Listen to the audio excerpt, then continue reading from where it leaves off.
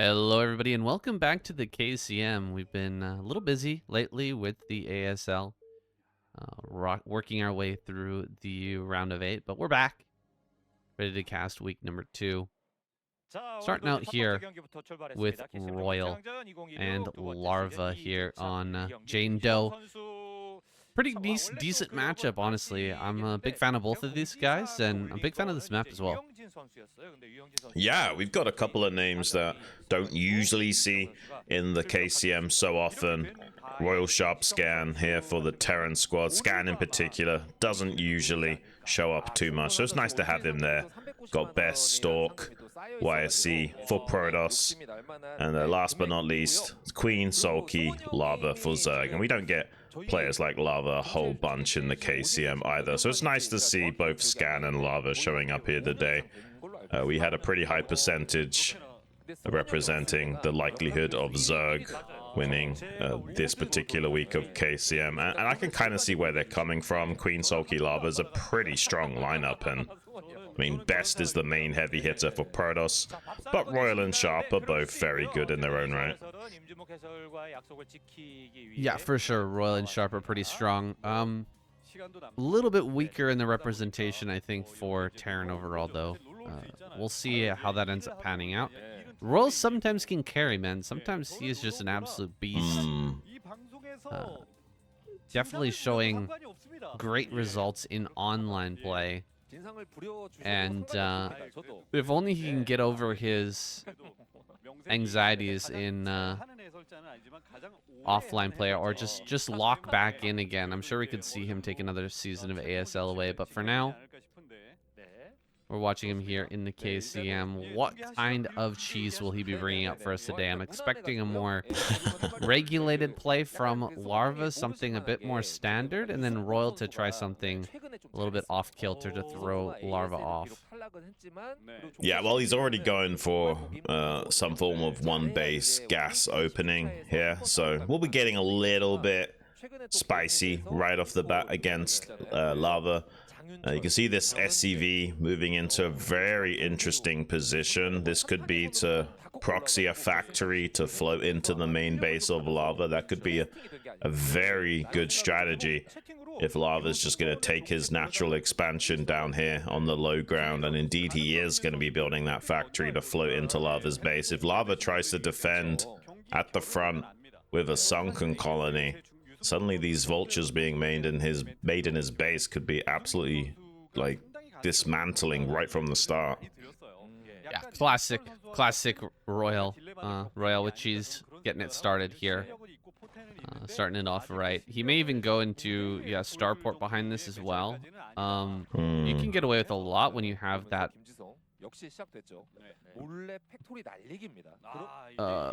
wall in at the top of the ramp. Excuse me. I'm sorry, guys. It's been a long day. Wall at the top of the ramp just allows you to get away with so much more. You can make like one Marine, and as long as you pull SCVs in time, there's not really any way for the Zerg to punish you. Double port. Here we go. Here we go. Yeah. Oh.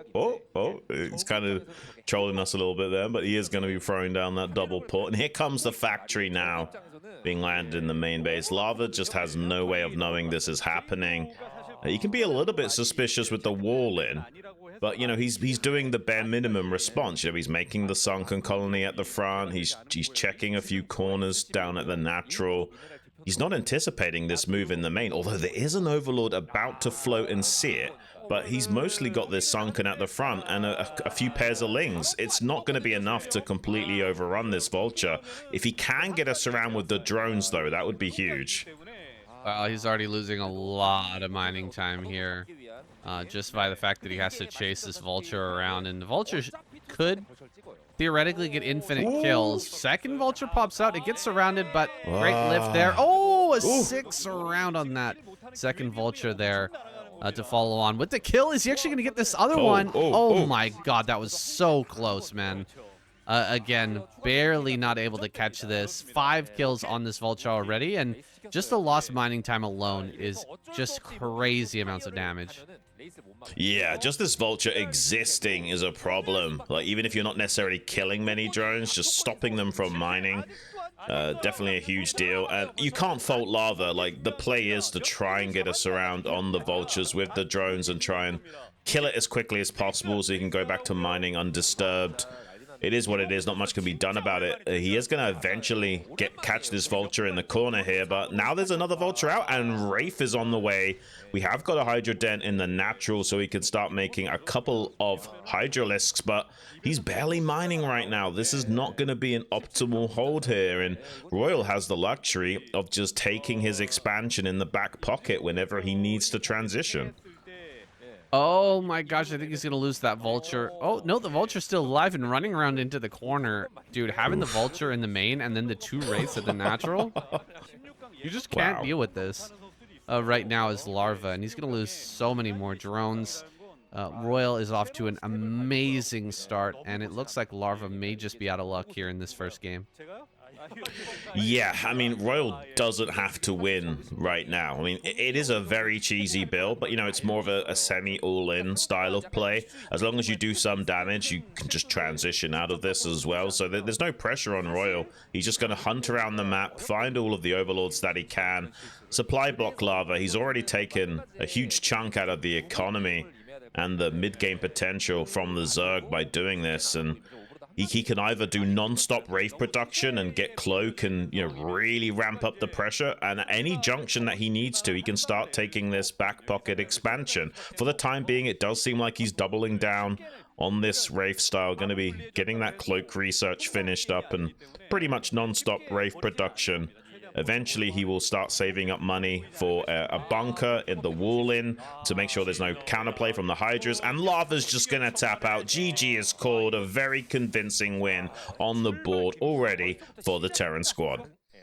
All right, a quick first match there. Match number 1. Already Royal off to a good start. Now going up against Stork. His kryptonite. Yes, Royal struggles against players like Stork and Shuttle really more than anybody else. It's kind of wild how well he can play and then somehow find a way to lose against, you know, Shuttle in a really high octane situation. Like, guys, I watch a lot of Pro League. We watch a ton of Pro League on my live streams on the channel. If you haven't seen it, if you haven't checked it out, definitely follow and come check out some of those live streams. But one of the funniest things is we watched Royal absolutely clutch up and kill so many opponents, beat so many players back to back to back, and then in the ace match, roll Shuttle and lose to him. It's just unbelievable. It's incredible that somehow Shuttle was able to clutch. Times. Yeah. Nobody expects Shuttle is like expects Shuttle to clutch. Nobody expects it. Yes.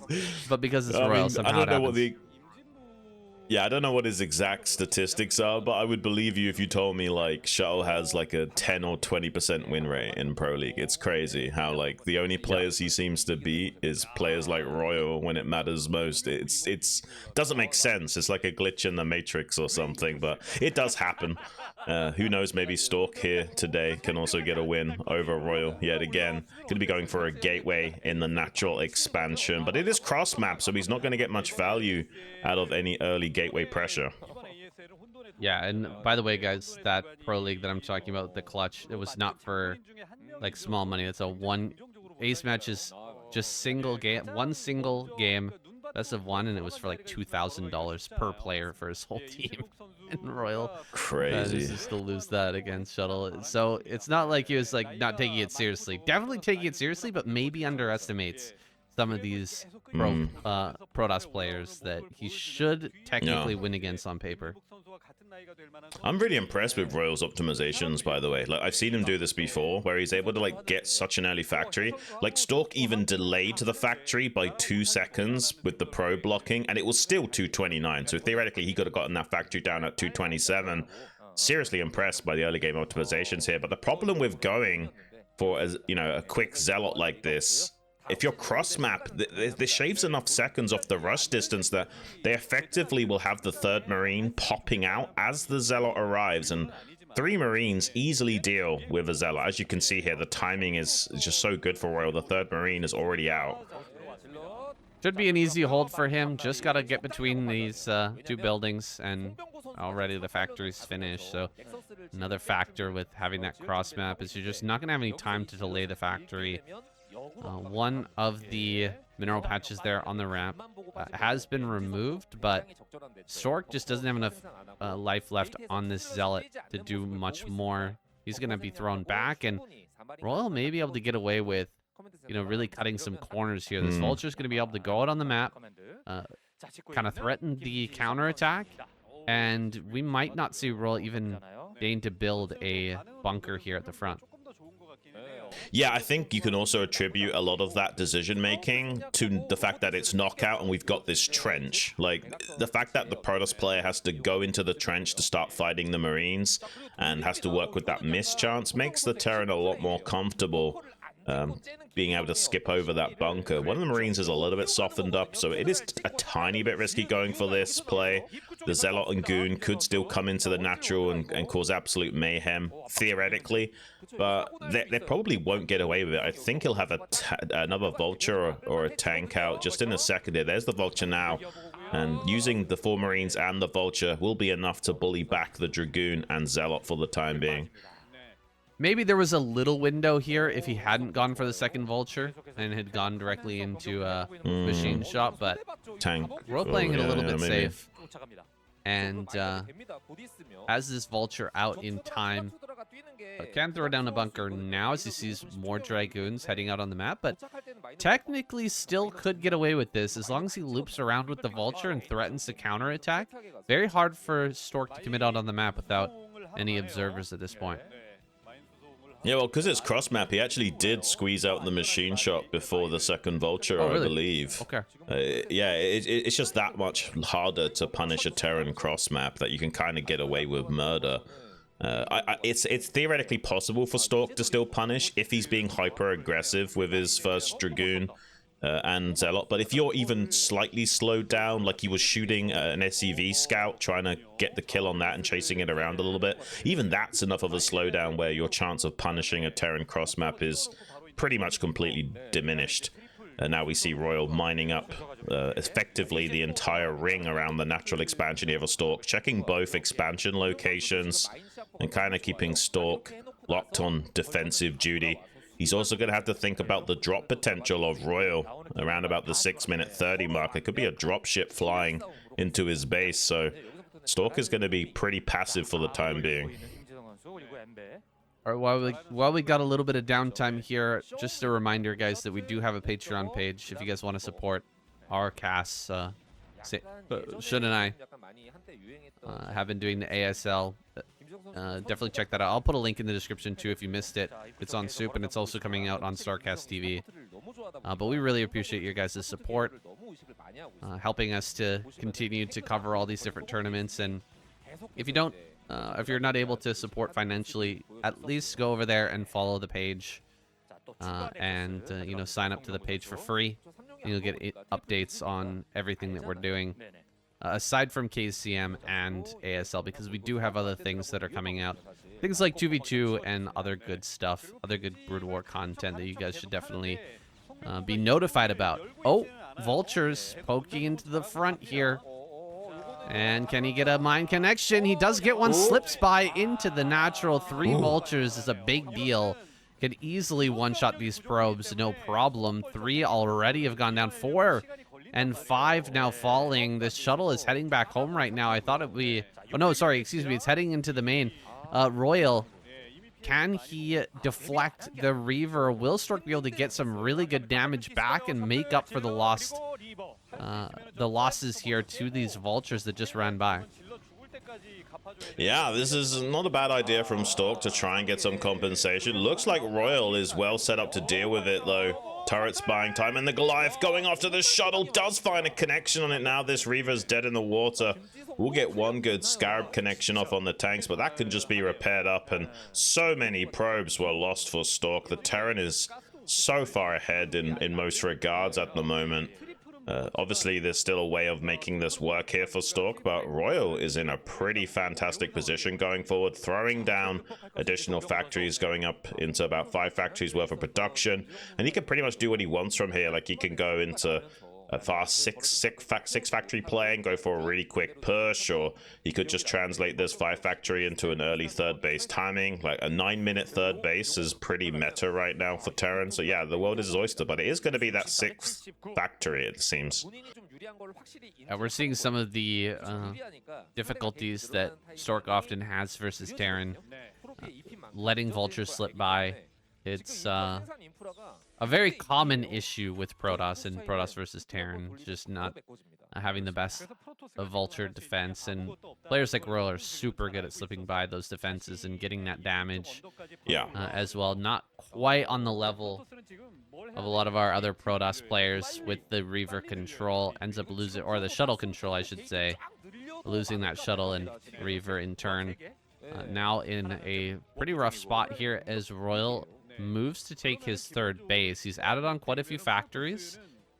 And yeah, going all the way up to 6. Will he actually take this CC, or is he just gearing up with 6 factories to do a push and kind of faking out the third base? I think this is a mind game from Royal. Like, he's making it look like it's a 5 factory into a third base, but really it's a 6 factory push. So he's kind of selling a false bill of goods here to Stork. Like, oh yeah, you're probably safe to take a 4th base and macro up right now. Don't worry, I'm just going to take my 3rd. But really, there could be a very strong push timing coming behind this. Another vulture run by, going to be shaving off a few probes. Not as successful as attack as before. And now we've got Stork sharking around with this Reaver. Sees there's no CC here yet. That's a little bit suspicious, but not suspicious enough. It could be a CC made in the main base to float over, and it's just not quite yet arrived. So Stork doesn't know for sure this is 6 factory, but he's going to find out very quickly as this attack starts to come across the map and put on a lot of pressure. Alarm bells must be ringing now as he sees this army start to push out. He does not yet have that 4th base online, and his gateway count is really low. If he takes a poor engage, he's not going to be able to match the production of Royal, and immediately targets down the Reaver. That shuttle goes down so quickly, and Royal suddenly shoving forward with a much bigger army, exceeding the supply of Stork, and there's no real utility in this army for Stork. There's no Storms, no Reavers either, diving forward on a few of these tanks, but I think the writing's on the wall here, Shun. This is an expertly done fake out by Royal.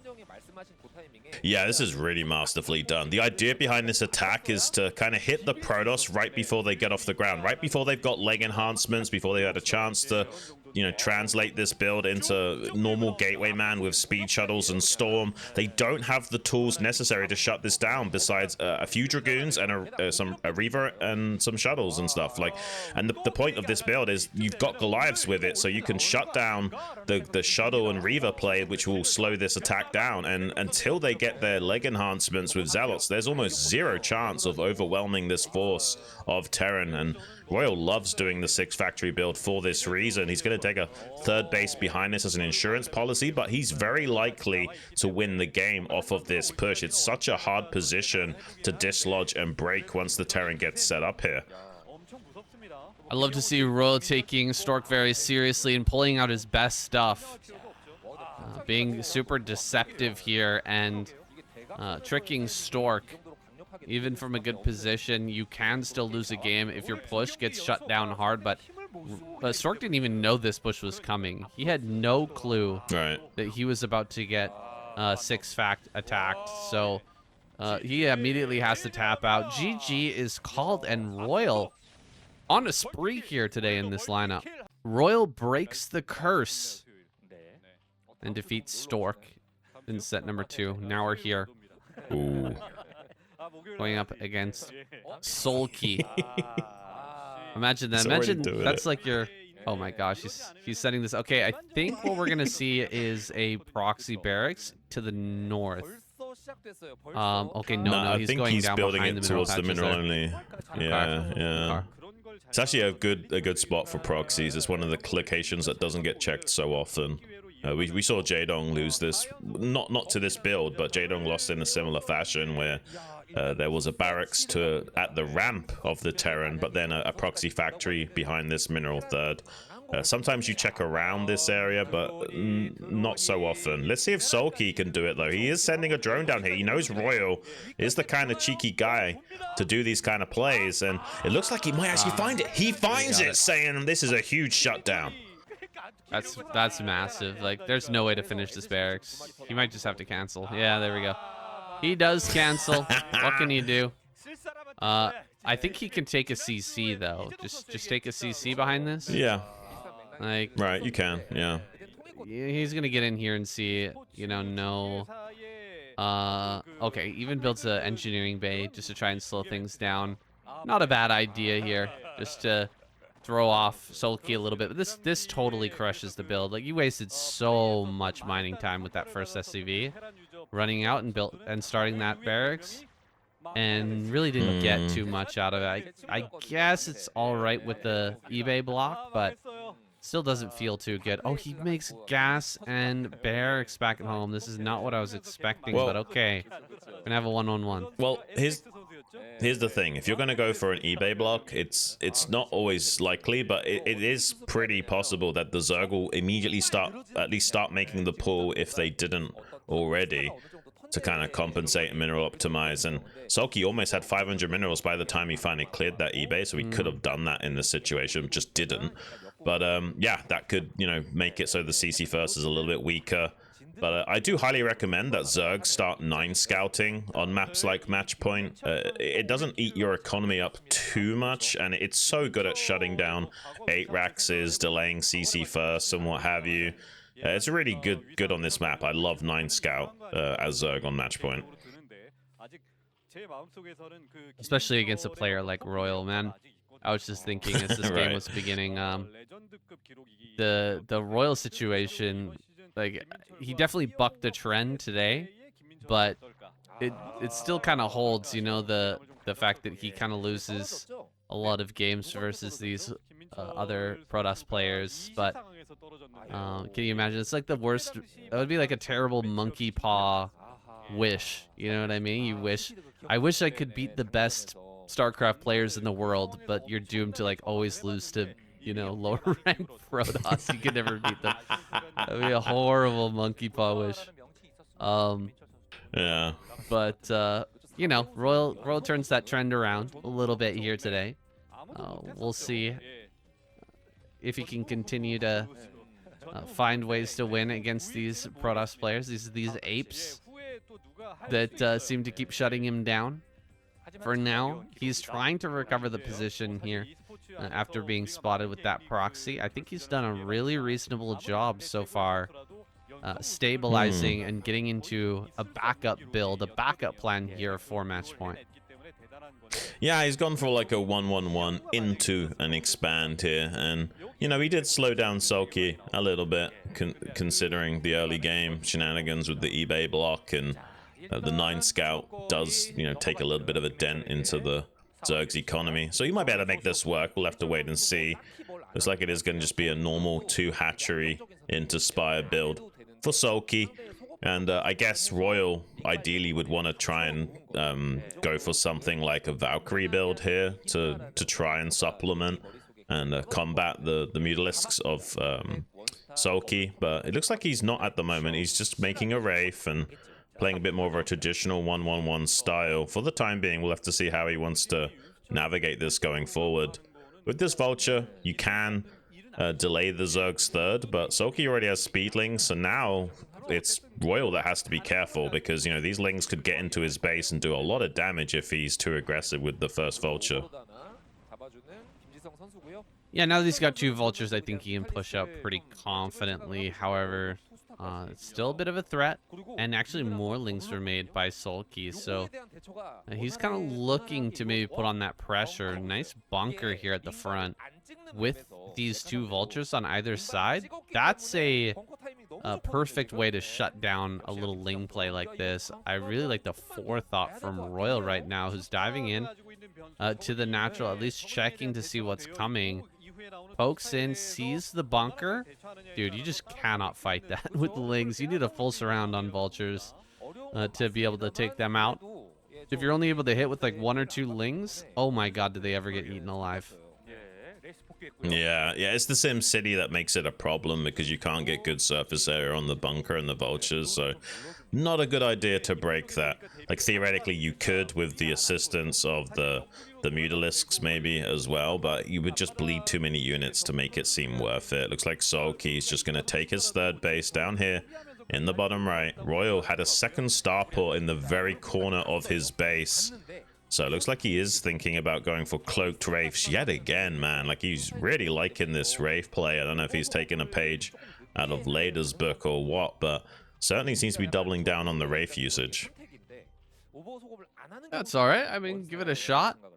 Let's see if he can totally take Sulky off guard. Like, you're not expecting this necessarily. Like, you just see one Wraith. Right. It's probably going to be a Valkyrie play. That's a very well hidden second starport, so really unlikely that gets spotted. If he sees all 3 Wraiths, then the jig is up. Like, you definitely know what's happening. But if there was some way, like, he could build up to maybe 5 Wraiths and then suddenly fly into the main and cloak and start killing a bunch of drones, that might be a thing. But oh my gosh, he's gonna get kind of trapped in here. Diving in so deep, and there's actually no way out. Nope, he managed to slip around the top side.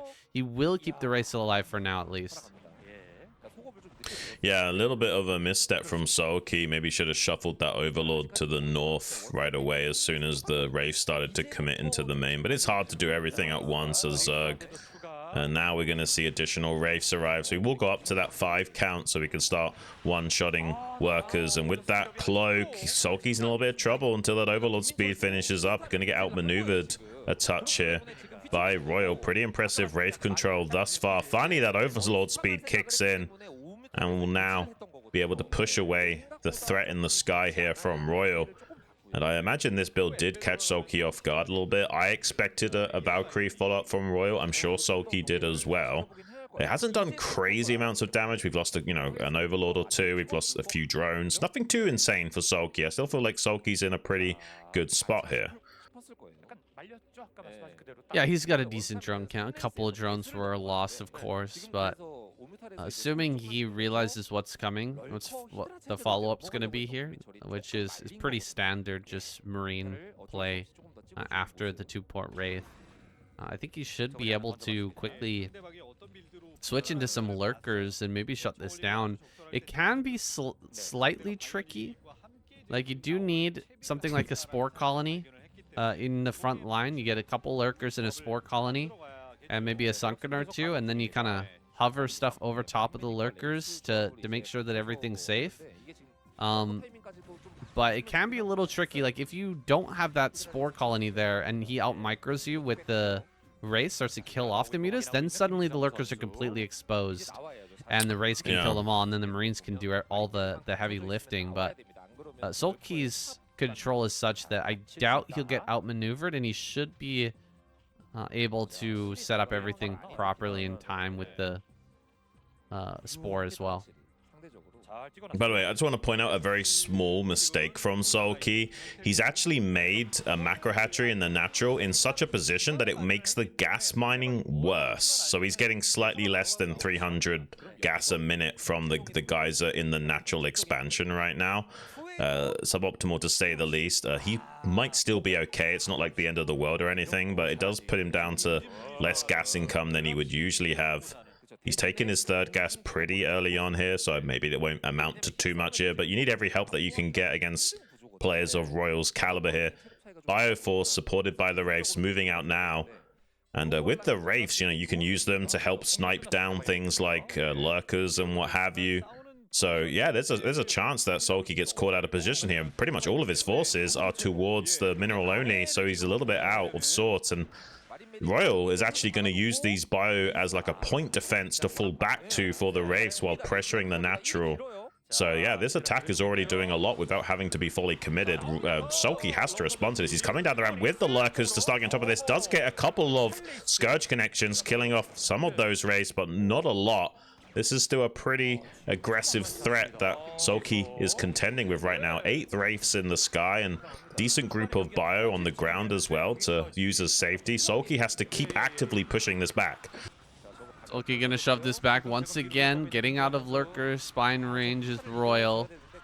Pretty good control overall with the race, but the Marine forces are running low. Time to retreat. Kind of a cool move from Royal to post up below the ledge there and just use the race to get a bunch of kills. He managed to kill quite a few drones, but the threat of this attack is really in the first Marine push.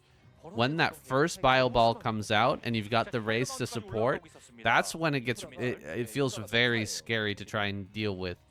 Now that, you know, he's been sitting here not building vessels for so long and has like very small Marine number, this feels a lot better for Sulky. It's like he's weathered the storm kind of here, and if he manages to track down some of these raids, he's going to feel even better. Yeah, I mean, he will eventually have those vessels. He's starting that production now, so he's not too far behind the curve, but, you know, he's going to be like a minute and a half slower than usual of getting those vessels online. Even a dropship made by Royal really wants to do more damage to Sulky before he lets him get set up in that late game. We've got a Defiler Mound finish up. Consume's going to be on the way. Pretty soon, Sulky's going to have all the tools that he needs, but can be a little bit tricky getting a fourth gas here on match point for the Zerg, and maybe Royal banking on that, wanting to ramp up the pressure and keep the Zerg locked onto a 3-base configuration. He's going to distract here in the bottom right and send the drop into the main base. Perfect defense, though, from Royal, and looks like a drop gets completely wiped out. Oh my goodness. Yeah, the double spore here.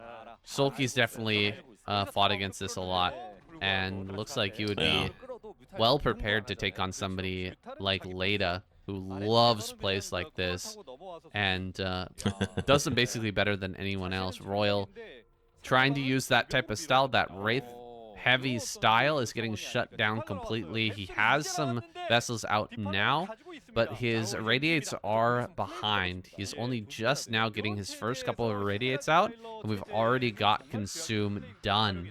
So this Consumes can start to come through. We're gonna have Dark Swarm at this front. First irradiates go down, but the Defiler here at the back is not going to be affected, and everything going to be pushed away for Royal for now. Yeah, and, you know, Hydra Defiler style is probably one of the best choice to go for Sulky. You do need to be as optimized as possible with your unit composition as Zerg, knowing that you're not going to get that fourth gas online anytime soon unless you're already basically winning the game. And this also does give him an opportunity to, like, maybe just take the mineral only to supplement that mineral income and stay predominantly on that Hydra style, supported by a few lurkers and defilers. Here we have Royal taking his own third base at his mineral only location. Ideally, though, Sulky would love to, you know, take something like 12 o'clock if he can. That's why he's shoving it down so hard in the middle. Wants to gain as much ground away from Royal as possible. Usually Dark Swarms are not that effective out in the open on maps, but if you've got Hydra support as well as Lings, you know, the Defiler usage becomes stronger when you're out in the field like this, so that's why Hydra Defiler is so good. It's very optimal in terms of the trading efficiency, but it also allows you to be more proactive on the board with that Defiler usage and put the pressure onto the Terran as early as possible. And him already being across the map right now is a sign of how far behind Royal is. Like, as a Terran, you should be out on the map, putting pressure onto Sulky right now, irradiating these defilers as they're popping out and trying to protect the natural in the third. And, you know, Sulky reaching out to take additional bases and not really being hindered right now. This is a real problem. Tanks are popping out. A drop is going around the top of the map. He's going to try that again, but defilers are right in the face, and they're going to start pushing into this third base immediately. Yeah, man, this looks so scary for Royal to contend with. He has got a couple of dropships going to be making their way towards the main base here from Sulky. Theoretically, if Sulky's put all of his eggs in one basket, running it down, like, I mean, there's no reason we can't just evacuate this third base and go back to 2 bases worth of economy and do a lot of damage into the Zerg's main. You can see Sulky's running back home, trying to put out the fire just before it gets set up. He had good Overlord spotters to spot this, and yeah, it does seem like Sulky's actually in position to respond well enough that, you know, Royal's not going to get a whole lot done with this. And it's a nice idea here from Royal to try and to go for this style, to keep Sulky retreating and putting out fires so he can then come back out onto the map in the center yet again. But it does look like Sulky's going to start running away with this game. Yeah, that was absolutely wrecked in the main. God damn, that dropship force got cleaned up better than, almost as good as just killing it straight up with Scourge. Like, that was incredibly efficient. Hardly lost anything. Landed the Plague, landed the Dark Swarm, and just wrecked everything. And now he's catching vessels as well here in the middle of the map. Sulky is closing in on the victory here, and Royal is just trying to find a way to survive. Yeah, like, Sulky did a fake runaway with these lurkers after the tank was in position. The SCVs went back to mine. The lurkers went back to killing some SCVs as well. Like, Royal is just taking a few losses across the board. And unless you get a third gas online as Terran, you're going to have a hard job fighting against this style of the Zerg. Like, ideally, you want 3 factories worth of tanks being produced to fight against the Hydra Defiler style. And since he's stuck with this mineral only as a third, he's not going to be able to produce that unless he had, like, you know, a massive fleet of vessels that he could just stop vessel production and do it. He maybe would be okay, but Sulky has sniped quite a lot of those vessels throughout the duration. It looks like, you know, Royal's going to barely hang on by a thread for the time being, but as soon as, you know, Defilers get up to the front line here and start leapfrogging over with Cheeto dust clouds, I don't see how Royal's going to translate this into a win. And Sulky's even taking the 6 o'clock base as a 5th while he starts to run it down on Royal. He's going to dive right on top of this, threatening all the drones that are at the 3rd. Maybe just going to target down the CC as well. Looks like he will get that. CC falls. SCVs are going to go down in mass. Tanks are falling as well. And Sulky, he's absolutely fine right now. Even though he's only on 3 gases, he's working towards that 4th gas. And with this build, mineral only is actually really, really good. It allows him to crank a ton more Lings and Hydras, even though he doesn't have that much gas in him. Yeah, no, exactly that. That's why I love this style from Sulky. It makes so much sense on this map in this position.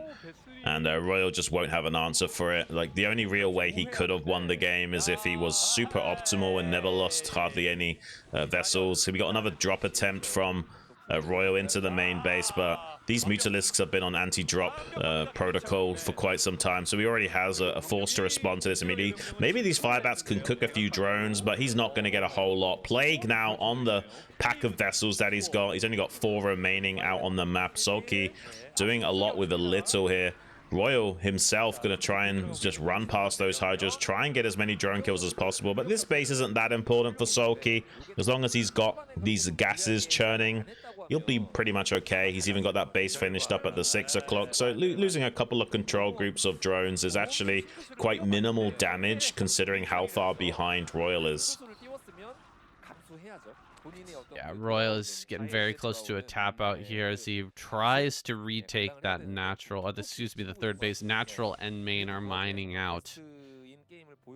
Probably needs a double expand if he wants to stay relevant at this point, even though he killed some drones at the main and at the 3rd as well. 6 o'clock is coming online. That gas is going to start mining here soon, and Royal just does not have the tank production to kind of stand up against this, nor does he have the vessel count anymore after so many were killed. He at least brings forward some SCVs to go ahead and start repairing all of those earlier plagued vessels up, but oh no, these 2 dropships were plagued earlier, or at least shot to a very low HP, so trying to fly in with this is kind of suicidal. Oh my gosh, guys. Absolutely wiped out here with just a few Lings and a couple of Mutalisk. Drops are going to go down. There's really not too much Royal can do at this point. Yeah, this is rough, man. Like, he is starting to produce some tanks, but he just doesn't have the income. Because he took his expansion quite delayed, he didn't like go for a very fast expansion in this game. He does have like a minute or two left of mining on that natural, but it's so close to being dried up, so not much hope for Royal going forward. Interestingly enough, we got 3 armor and 1 attack upgrades on these Hydras, so they're actually pretty tanky as well, fighting up against the 3-1 of the Terran. Don't think Royal is going to be able to get his way out of this one.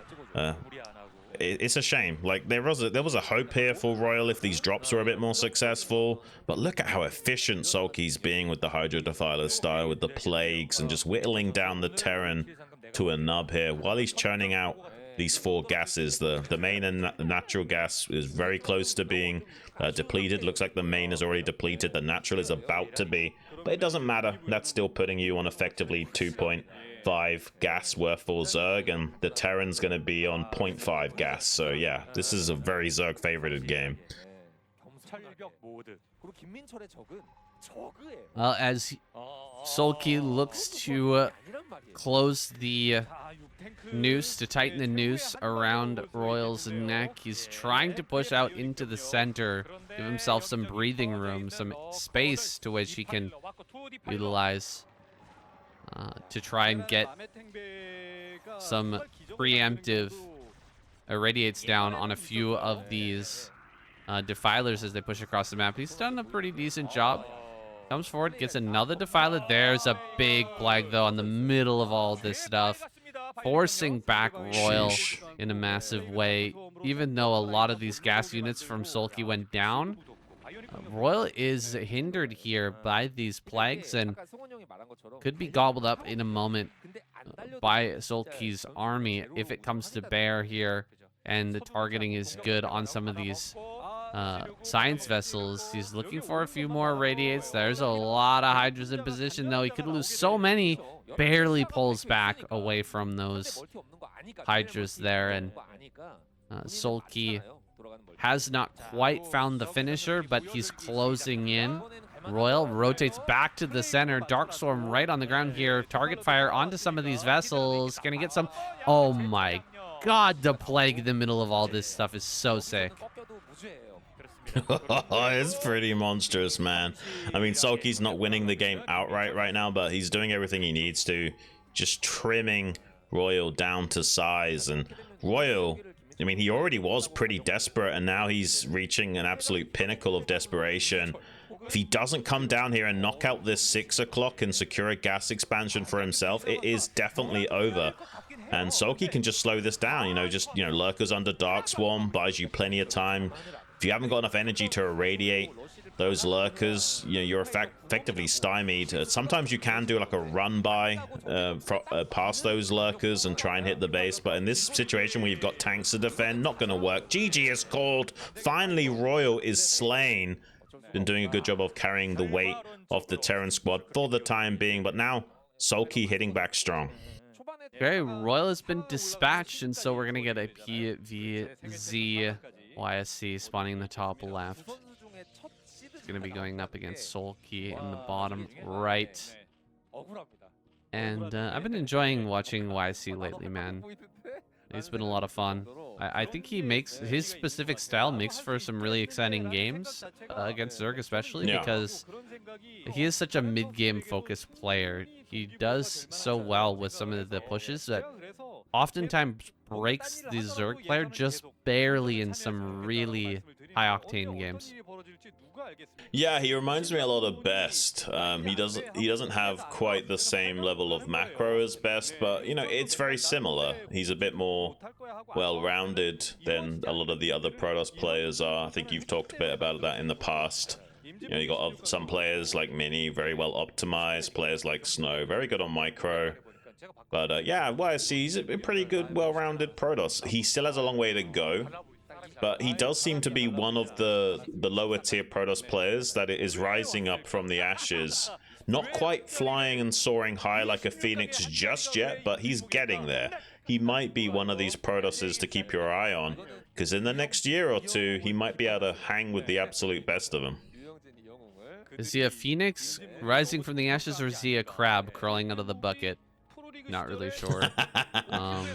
Yeah, Everybody depends on else your trying to framing. hold him back. Other Protoss players, you know, inviting him out for extra drinks. You know, hey, don't take it so seriously, YSC. try to keep him on a lower level. No, he's been climbing. He's been grinding for sure and improving, no doubt, with a lot of help from his fellow Protoss apes, giving him some tips, Yeah. giving him some pointers, and you know, he does pretty well on his stream. He's gaining popularity, but still has some of the worst quality of any stream somehow. I don't know how it is. Like, he makes, or you know, he streams Broodwar all the time, and his stream consistently looks like 720p. I have no idea how he's managed it. Yeah, who knows, saying. We did see a bit of a threat of a cannon rush from YSC. So Sulky was defending with drones in the natural just to be extra safe against a possibility like that. So there's a technically a build order win here for YSC. Like, he's got a very crisp Nexus up back at home, and you know, he's delayed making this cannon for quite some time and forced a drone or two off the line from Sulky, having to respect the possibility of that cannon rush coming down. So, you know, it's a nice gambit going forward here for YSC. He's in a relatively comfortable position, but this is Sulky we're talking about. It's not going to be an easy game by any stretch of the imagination. Yeah, YSC got away with a lot of greed here, going for Forge, Nexus, Gateway, then Cannon, and just utilizing the probe to just delay things. That probe's still alive, by the way, being chased here in the middle. Sign of a good player, sign of a strong Protoss. The ability to keep this probe alive endlessly, at least until Ling speed is finished, and just keep gaining little tidbits of information here and there. Every little helps when you're worried about, you know, potentially getting Hydra busted, or just trying to figure out, you know, what the follow-up's going to be. Absolutely. I mean, especially when you're not doing gateway expand, so you don't have like a lot of zealots you can commit for not only doing pressure but also scouting purposes. Keeping this probe alive is so like paramount to their success. Finally does clean up that probe scout. It's not a bad timing for it to go down. He can be reasonably sure this isn't anything too aggressive from Sulky. Based on the third base timing, he knows this is, you know, an optimized lair-based build. It could still be like a pre-storm timing, like a 4-hatch Hydra or what have you. So he needs to respect that. But the Corsair will be out in time to confirm all of those things in a few moments here.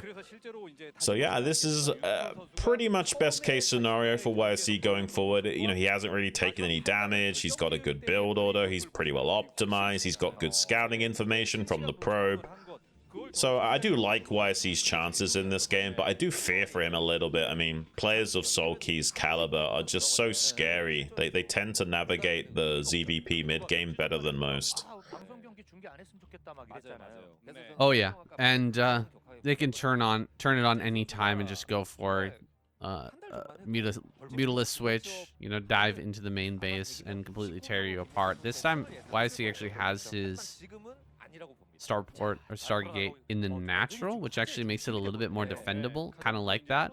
He's going to be putting down cannons at that wall, and if he does end up losing the main, at least he'll have the ability to keep rallying at that natural. Every Corsair that pops out will make him stronger and give him an easier or a better chance of reclaiming that main base should the worst come to pass. Yeah.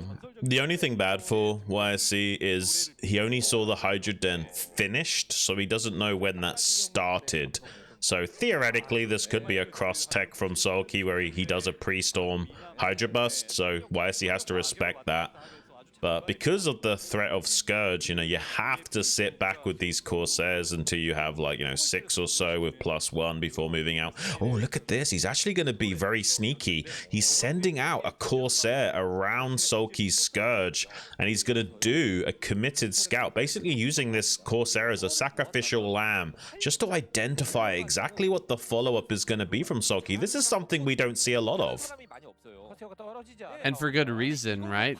So you don't usually want to throw away even one Corsair. It could be the difference maker.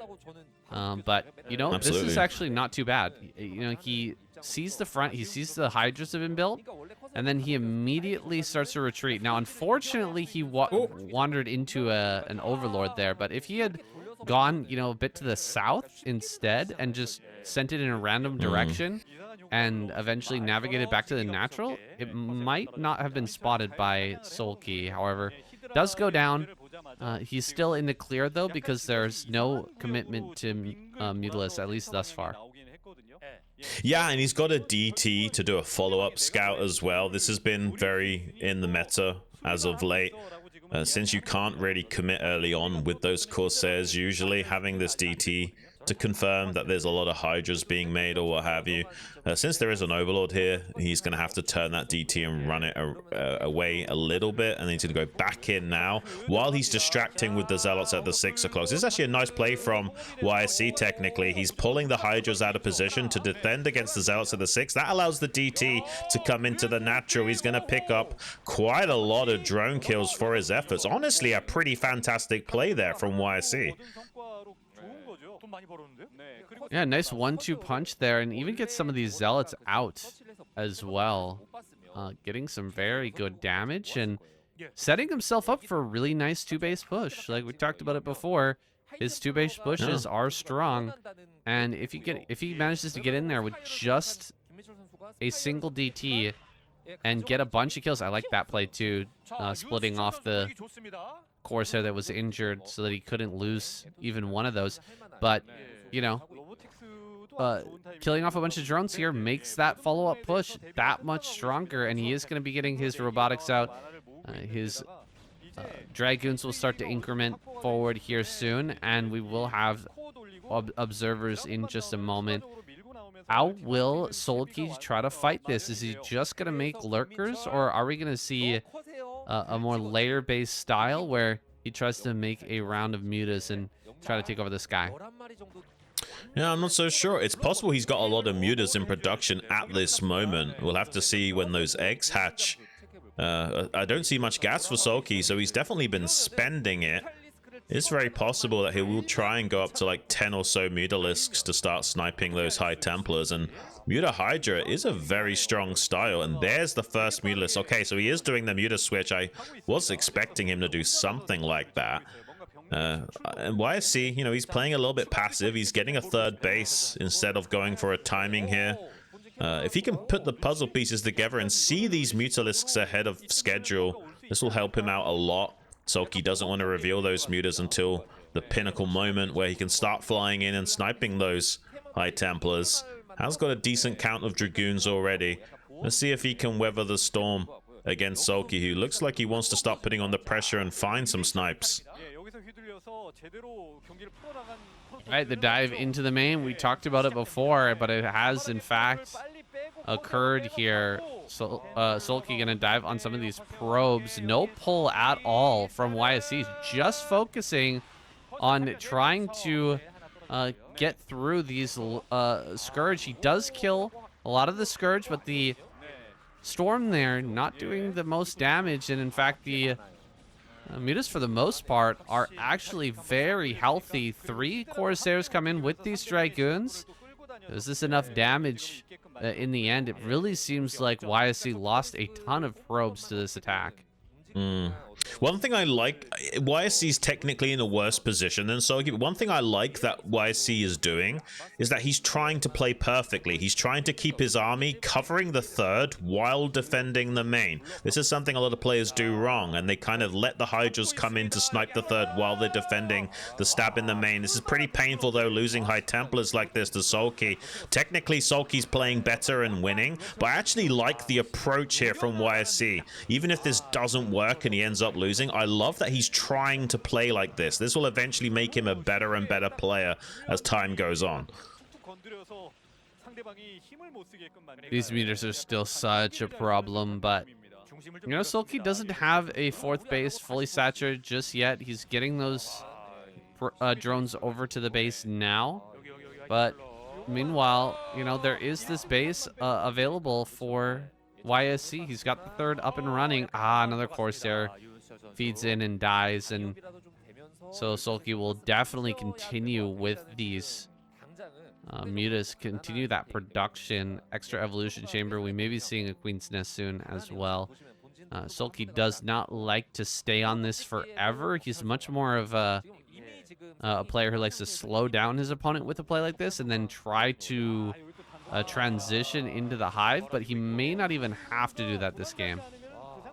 Yeah, he seems like he's flipped the turtle over and found the soft spot, easily harassing these probe lines without good cannon positioning here from YSC. Unfortunately, he's going to be sustaining a lot of losses without much of a response.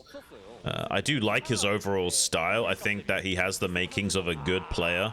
But right now, he is getting absolutely torn apart by Sulky. And not much as a surprise there. Sulky, 4-time ASL champion back-to-back. And definitely an expert in navigating the mid game in this matchup. The only real weakness of Sulky is the mirror matchup ZVZ. So yeah, I did kind of expect him to have a bit of a field day here with YSC. But even though YSC's losing, I do actually like how he's playing, strangely enough. More and more kills here on the probe line. Making Corsairs at this point feels like a losing battle, man. Like, yeah, you can build Corsairs, but the Zerg player is always going to be able to make more mutas than you can ever make Corsairs. Like, yeah, another one pops out. Another one pops out here, so he can start to try and push this back. I think these are pretty badly damaged, but we may be seeing more dives on top of these High Templars and even more Storm being lost to that play from Sulky, who's backing off for now, but he's got a great concave right in front of the natural. One thing I would really like to see is YSC, instead of making these Corsairs, you know, get a Dark Archon and go for a Maelstrom combo. I think that would be a lot more effective and a good tempo shift for him going forward. I mean, this is a very scary army of Hydras, but if you have enough Storms, you can chew through this, but because he's lost so many High Templars, he probably won't have the utility to fight this army of Sulky, unfortunately. If he only just made a Dark Archon to shut this down, maybe this would look like a much different game. As it stands, though, looks like it's just going to be too much meat on the bone for him to chew through this time around. And look at the mini-map. There's so much blue streaming across the map. So even though he does get a couple of good storms here and there, there's just going to be too much Zerg for him to handle as the game develops. Yeah, we're seeing that reflected in the supply. 40 supply advantage here for Sulky, who's moving towards the 5th base and likely getting Hive behind this as well. Won't even have to make a Lurker this game, it seems. Just pure Hydralisk and probably another 10 mutas in a few minutes. You don't have to make more mutas, but I can't see any reason not to here, Sulky. You're just getting so much value out of them. And you know, there's the only real chance that YSC has is that you allow masses of Hydras to die to Storms, and he gets an amazing trade. And that's just not going to happen if you've got mutas in the air to try and dive on top of these and at least kill a couple of them. Yeah, I mean, Sulky, he's even taking the 3 o'clock base, going up to 5 bases, so playing very wide against YSC here, making sure he never runs out of juice despite staying on that lair tech style. As long as he can lock the Protoss out from ever taking a 4th base, you can get away with basically staying on lair forever. And he's even going to start to set up a kill box with a little bit of a lurker field as well, as Hydra's on the high ground here at the 12 o'clock position. Doesn't look like there's much hope for YSC. Occasionally you'll see Protoss comebacks in positions like this, but I think too many High Templars have died for that to become a reality here for YSC. This is going to be a bit of a death by 1,000 cuts, it seems, Sam. Yeah, I don't know. If you're just playing on the ladder, you can try throwing your Hydras into this tiny corridor and see if you can just win, but I don't think that Sulky will take that risk. Probably Pushing not. into this is kind of suicidal, and he's got to come forward here to kind of fight against the lurkers, or against the dragoons, allow the lurkers to do some extra damage. And he is eating through a lot of the storms. There's only one High Templar left. And indeed, now's the time to start shoving forward, diving on top of this backline, killing off every single dragoon. And this game is just about to end, guys. YSC has been pushed to the absolute edge and is going to eventually lose this game despite some great storms. Yeah, looks like he's just going to process the loss here. And going back to what I was saying, even though he technically lost this game, I didn't mind the way he was playing. Like, I do see a lot of potential in his style overall. Would have really loved to see him go for a Dark Archon there instead of just trying to produce Corsairs again. I think that was a big mistake. I think the tempo switch from the Dark Archon is going to have much more hope at leading to a win. But it is what it is. Sulky picking up a win for the Zerg squad, and now Protoss is in a lot of trouble. All right, guys, we're hopping into set number 5 here. Scan, the man, has spawned in the bottom left. We got Sulky over in the top right. Bit of a cross-map situation and a high ground wall from Scan. Haven't seen him play for a minute. It's well, definitely been a little while. Back in the day, saying Scan was known to be a little cheeky monkey. And a lot of players were unhappy because he was taken apart in foreign tournaments, and people were like saying, "Oh, it's not fair that effectively a Korean amateur, well, semi-pro at the time, I guess, player was allowed to play in foreign tournaments." And one of the builds he loved to do was 2-port Wraith. So have a little sneaking suspicion that's what we're going to see at a Scan here today. Oh, that would be pretty crazy. I mean, the 2-port Wraith has become more and more popular lately, not just because of Valeda, but it's just been coming into the meta and getting used way more. It's kind of a thing in TVT now too. It was always sort of a build, but kind of cheesy, kind of cheeky, but it is being used more, and Wraiths are just having a real come up here lately in so many different matchups. Is he still mining double on gas? No, he's not. He's not mining 3 on gas. So there's not going to be that 2-port Wraith. Marine at the top of the ramp doesn't land the barracks there to trap the drone, but Sulky doesn't want to run by anyway. So this is going to go ahead and back off. At least Sulky knows that there's that wall at the top of the ramp. Can prepare appropriately. Yeah, so it seems like Scan just wants to mind game Sulky and make him think there's a possibility of a 2-star port build. Because Zergs are very suspicious as soon as they see that wall in on the high ground. Like, you know it's a gas opening, and you know the likelihood of something like a 2-port Wraith is very high. So, yeah, this might mind game Sulky ever so slightly. It is cross-map though, so I don't think this is going to do too much to Sulky. I mean, his creep went down at 330, which is perfect to block the first vulture if it's not cross-map. So yeah, I don't think anything too insane will happen this game, but do see that machine shot being thrown down after the first vulture. So, you know, this could be something like a speed vulture run by or what have you. Yeah, and you know what? He didn't build a starport right after, so no 1-1-1, just directly into a CC, and now the starport's going to come down. This is I think this is a kind of a cheeky build here from Scan, where he forces out the sunken and, you know, drives a bit of a question mark into Sulky's head as to what's actually happening in this game. Forces him to prepare for something like a 2-port Wraith, or even a, you know, 1-port Wraith potential coming across the map to start killing some overlords. But in fact, he's not really doing that. I think he's going to be opening with some sort of Valkyrie play with a very fast CC after the factory. Yeah, it does seem something like that. I guess it could theoretically be a delayed vulture drop build where the mutas start to come across the map and then the vultures go in when the mutas have already left the base. That's a possibility here. but it does look like it is lining up to be a Valkyrie build, and that makes the most sense. Like, going for a drop before Valkyrie is theoretically suicidal. Like, if the mutas just ignore the vultures and say they clean it up with some speedlings or something, you're pretty much just dead as Terran. So yeah, it makes a lot more sense to go straight into Valkyrie build based on this timing here from Scan.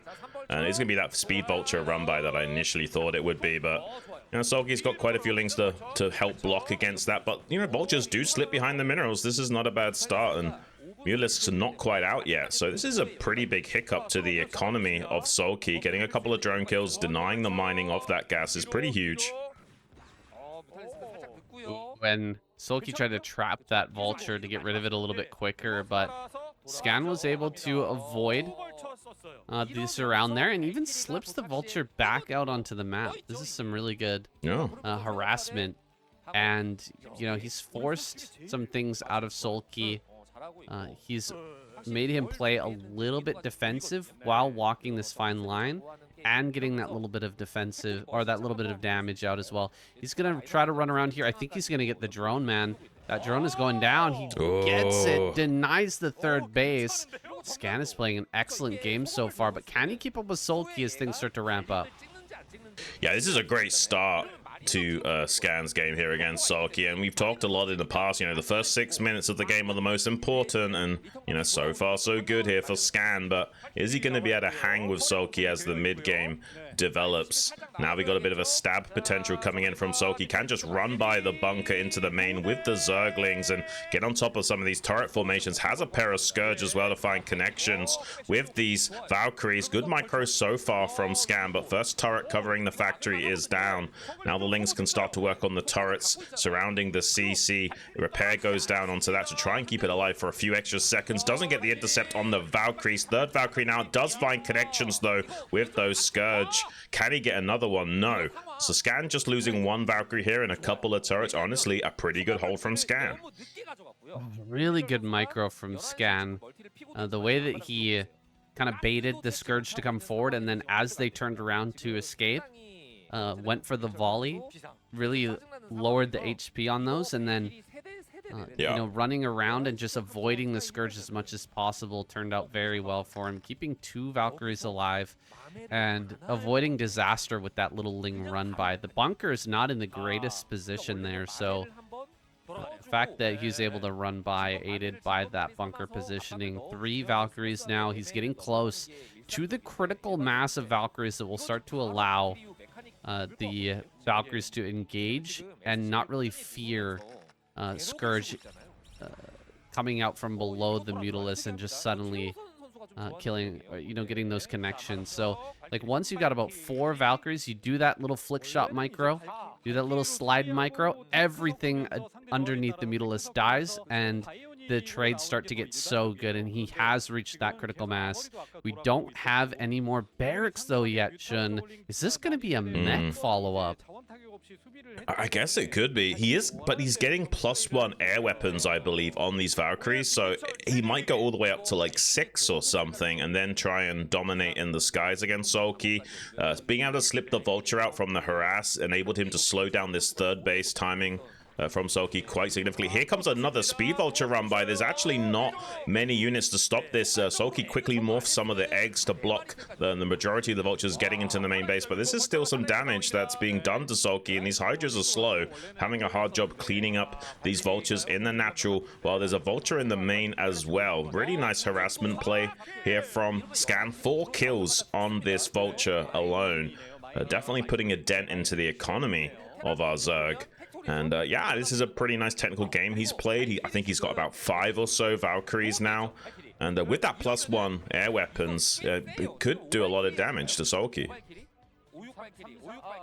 Yeah, there's a lot of money invested into these Valkyries, man. 5, and you've got the +1. He honestly made 6, though, because one of them went down. Huge investment, huge investment. And I think he just threw down more buildings in the main base. Yeah, it is going to be that mech play. Had to make the decision eventually, and he has decided to opt for mech. Look at this connection here. So many mutas are going down in this volley. You can see the Scourge get instantly obliterated underneath the Mutalisk stack there. Huge trade for Scan, and that's going to allow him to do so much more work with these Valkyries. That was a really nice play there, making the egg to eat that mine, but I can see, or I can imagine, you know, more vultures are going to be headed in that direction here soon, and just running past the lurkers with, you know, 5-6 vultures, you can absolutely eviscerate that base. Yeah, we haven't seen confident Valkyrie control like this for quite some time. Nice showing here from Scan. I'm not going to lie to you guys, before this match was being played, I thought that there was a likelihood that Soulkey would be obliterating Scan in this game. And maybe that's not going to be the case. This is a very good start here for our Terran player.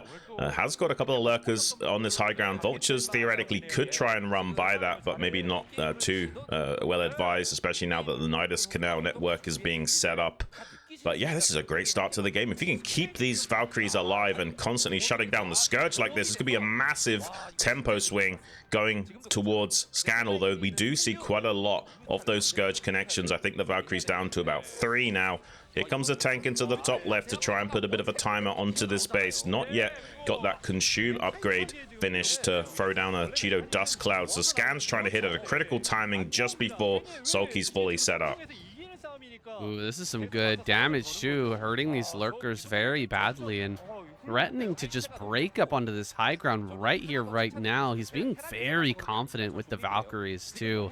You know, going over to the main base of the Zerg, it takes guts, man, because Scourge can come from all different directions and completely surround. He's killed a lot of those Scourge. That's tons of gas that's been dumped into that resource. More drones going to end up going down here. He does have Consume, though. Throws down a Dark Swarm, but not before quite a bit of drone damage has been done to Soulkey top left. He even built 2 sunken colonies here. That's minus 2 more drones, slowing down Soulkey just that much more as Scan starts to rotate here to the top right. I really like this game from Scan. This is some very creative, technical play, and honestly a very hard way of playing Terran. But if you can do it, honestly one of the best ways of playing Terran as well. It really does stretch the Zerg to the absolute limits. You can see Soulkey barely hanging on by a thread at 50 supply. He does have the tools and resources to start fighting this back with the Defiler usage, kicking Scan out of these locations. But you know, Scan, during all of this, got that third base set up at the 6 o'clock. He's got a third gas coming in. Now he's taken his 4th at the mineral only. Everything is coming up roses here for our Terran player, and honestly one of the best TVZs we've seen from a Terran perspective in a very long time, Sam. Definitely one of the best we've seen from Scan, man. Like, everybody wants this guy to do well. Everybody I know is cheering for Scan. He's a great player, makes a lot of good guides and English guides, which is super rare in the community. He's an English speaker who's lived abroad. That's the reason why he was, as you were saying, you know, playing in some foreigner tournaments. He was living outside of South Korea for quite a long time, but he is at the top of his game right now. It has to be said, like, he is just playing a heck of a Valkyrie into mech transition game against one of the best players in the entire world. Yeah, this is insane. I mean, it's possible Soulkey can slowly claw this game back. I just think it's going to be very difficult. He's still coming in here and killing more drones, shutting down the Gust, turning off the taps for the Zerg. This is really high-level play that we're seeing from Scan. And just when Soulkey starts to get stabilized, Scan's going to have 4 bases worth of economy to macro an insane army out of. Soulkey has to start shifting the tempo. He's running down with some Mutalisks and Scourge now, has +1 flyer carapace on these mutas, needs to start putting the hurt onto Scan. He can't just let him have a field day like this. He has to start asking some questions of Scan until he runs out of answers. And as you can see, these bases pretty undefended, so these Mutalisks are going to come in here and kill quite a lot of the SCVs. There is still 3 Valkyries, but here come the Scourge now. Do find good connections on those, and Soulkey clears up the air fleet of Scan very tidily. And now Scan not looking as hot as he was just a moment ago. Shutting down this economy is a big deal. Uh-oh, Scan starts to fall apart a little bit. Does go into the main base, though, diving on top of a lot of these drones in the main, killing off a ton of them. He's got the +1 done, so 2-shotting the drones. It makes such a big difference in how much damage he can get done. It's such a shame that he didn't have turrets built back at home to try and deal with this Mutalisk threat. Could have, you know, kind of run around with the Valkyries and waited for the full engagement of Mutas on turrets before, you know, diving in with those Valks, but he lost them all. And he's just going to continue to drop in here while setting up those defenses back at home. This is actually going to be so much damage. Oh my god. Really getting into a good spot here where you can kill a ton of drones, and he's going to be targeting down a lot of this stuff. Sulky is back down to 85 supply men, and Scan, although he's taken a few hits to his economy, I think he's going to be fine.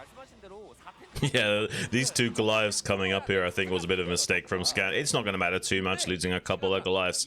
Looks like he is starting to move out now. Did a great job of killing off a lot of the Zerg's economy in this game.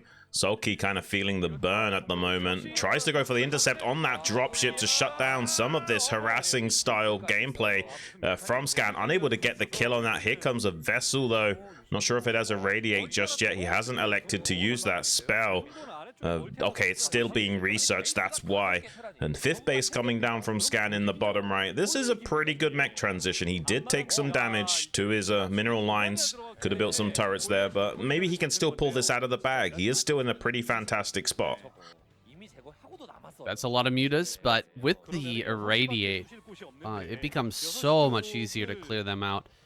Quite a few tanks over at this base in the natural here that are pretty exposed at the moment. Scan leaving the natural right as these mutas are flying in. He's had an absolute chokehold on the economy of Sulky for such a long time, but Sulky's going to come in and kill quite a few SCVs for himself, killing off a lot of this economy and forcing Scan to return back home with the Valkyries. One irradiate goes down, but a good pull here from Sulky can keep this damage going while the Goliaths are trying to make their way back here. This is some good play from Sulky to try and squeeze his way back into this game, but it's a tight fit, man. Scan has left him very little space. Yeah, and if he gets his base online in the bottom right, it won't matter too much that he sacrificed quite a lot of SCVs. Good gameplay, though, from Sulky, kind of fighting back against Scan. This was an absolute banger of an opening from Terran. Sulky now getting a 4th base online, but it's only a mineral only. It's not going to help him out too much with gas-based units, and that might not be enough to fight against Scan once he gets this additional gas in the bottom right as well. He did snipe a Valkyrie or two, and it has done a reasonable job of slowing down the growth of Scan, but now Scan's maxed out. These little drips and drabs of damage aren't going to surmount to much. Now Sulky's going to come down here to the 6 o'clock, try to set up some tactical assaults utilizing the Defiler to try and see if he can shut down some of these bases, but Scan's doing a good job of repelling this threat. Oh yeah, this is perfect from Scan, surrounding this army, just getting the irradiate down and looking to close in on these forces. One small group of Mutalisks making its way to bottom right. Could kill a lot of SCVs, but doesn't matter at this point. 200 from Scan, and he's got his upgrades cranking. Sulky going to come out with just a few Hydras, but the bulk of this mech army should be able to shove everything back. Lurkers being made right now. Sulky needs to hold on with basically just Defiler Lurker in order to keep himself alive for now and try to sneak his way onto a 4th gas, but there's just no really good location to try and to take that. Scan's got him locked down. No 4th gas means he's not going anywhere. Yeah, and this is only a small portion of Scan's army. He's still locking down Sulky from being able to come down to the natural in the top left quadrant. This is Scan's game plan to lock Sulky onto 3 gas geysers only for the duration. Hydras do not fight so well under Dark Swarm against a lot of siege tanks, and Scan knows it. They're still flying around with a flock of Mutalisks, seeing if he can find some damage. He might be able to catch these tanks out in the open that are in transit, heading up to the front lines. That's a nice little catch here for Sulky if he can pick off a few of those. There's another flock of mutas in the top left that are going to come and join this. Here comes some bigger radiates though from Scan. Sulky having a little bit of a hard time shuffling out the one irradiated Mutalisk there, so it does take a lot of bruising in response, going off to the economy yet again.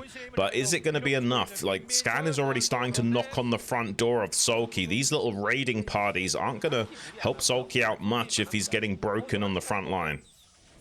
Sulky's making a desperate attempt right now to hit the space of Scan while taking the critical fourth gas over there at the center right. He has to make a big distraction here so that he can get that base online and start to reap the benefits before Scan completely runs away with this game.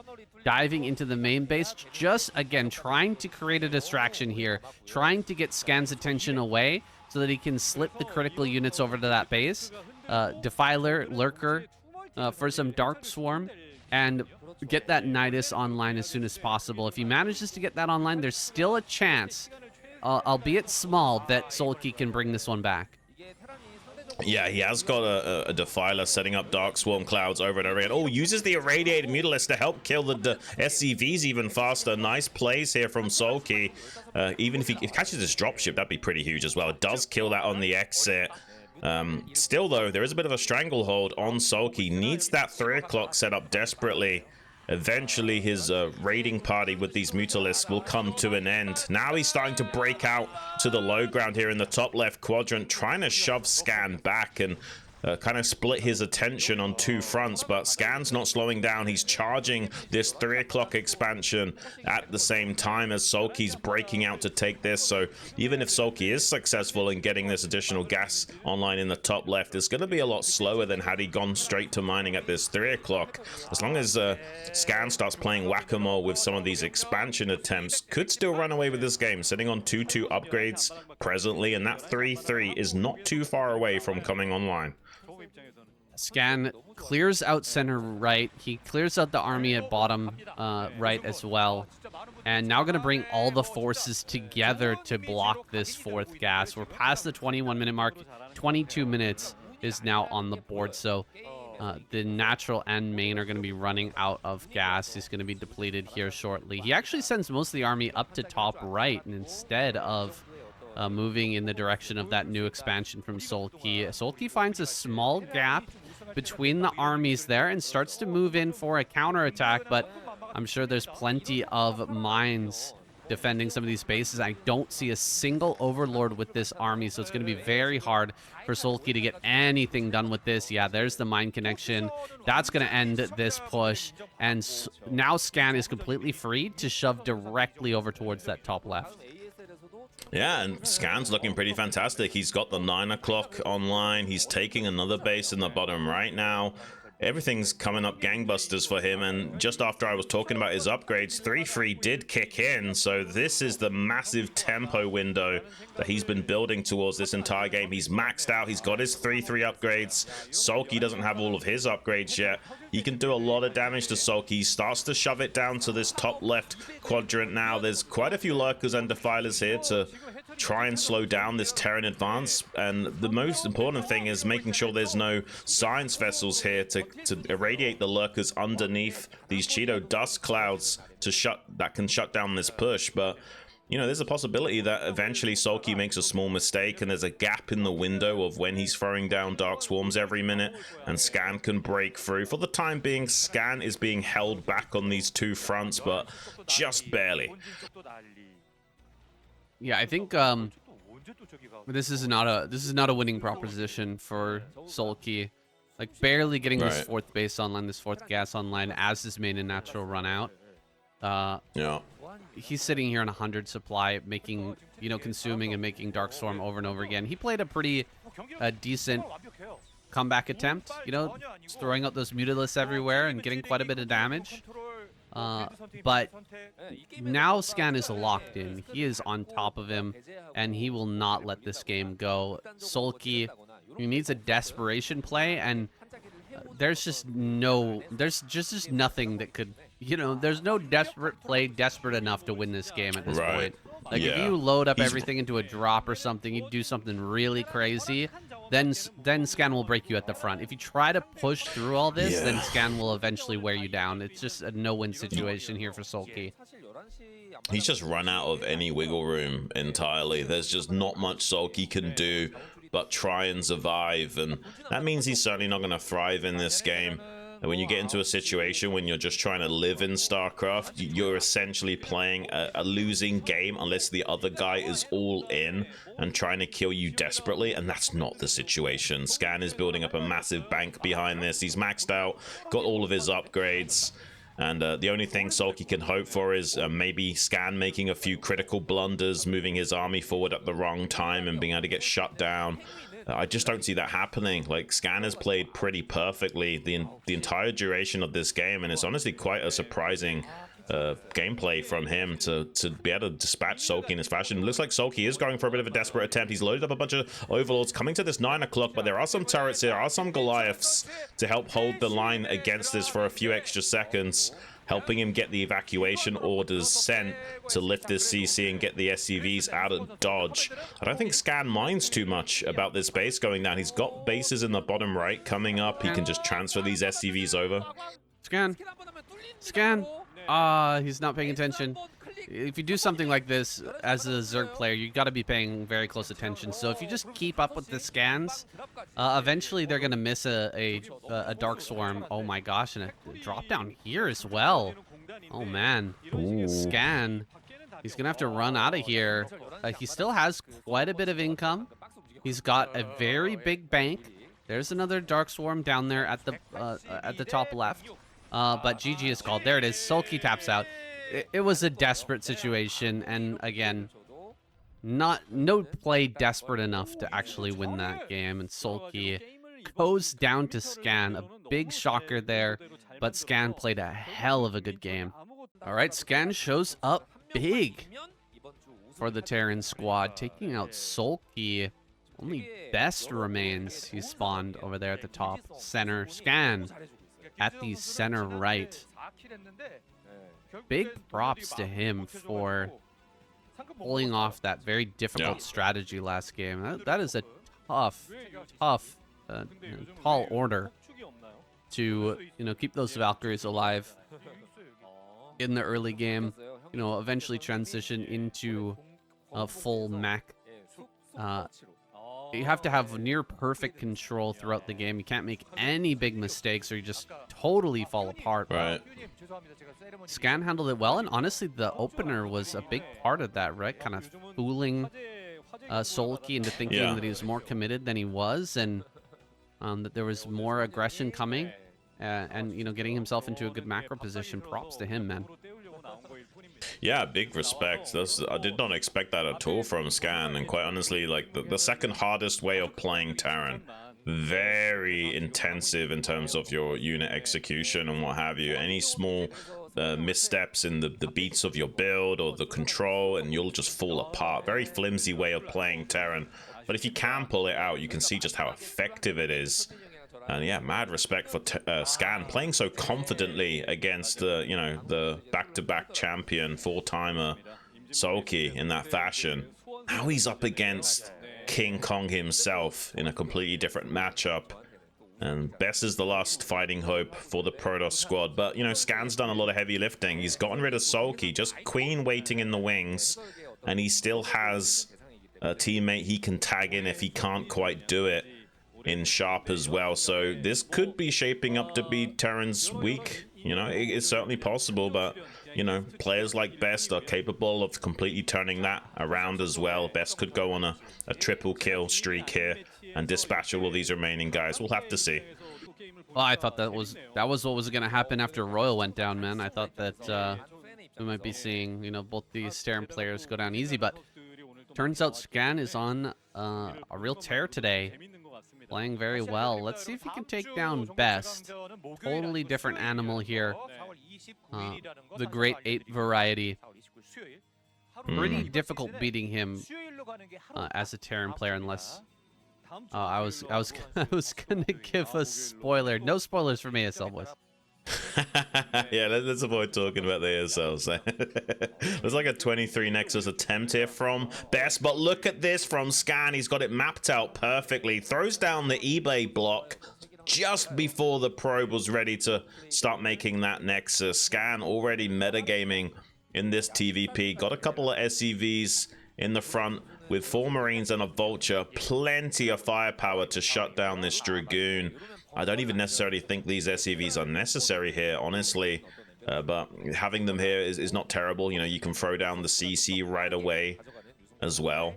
And is going to be doing that. And the fact that the Terran is starting their CC just before the Protoss has taken the Nexus is a great indicator of a fantastic opening from Terran. He didn't even open, you know, gasless fast expand. He's already got the Vulture out. So this is an excellent start once again for Scan. Great blocking here from Best. Looks like he is going to get rid of this SCV, but I think he scouts the other pylon. Yeah, he sees everything.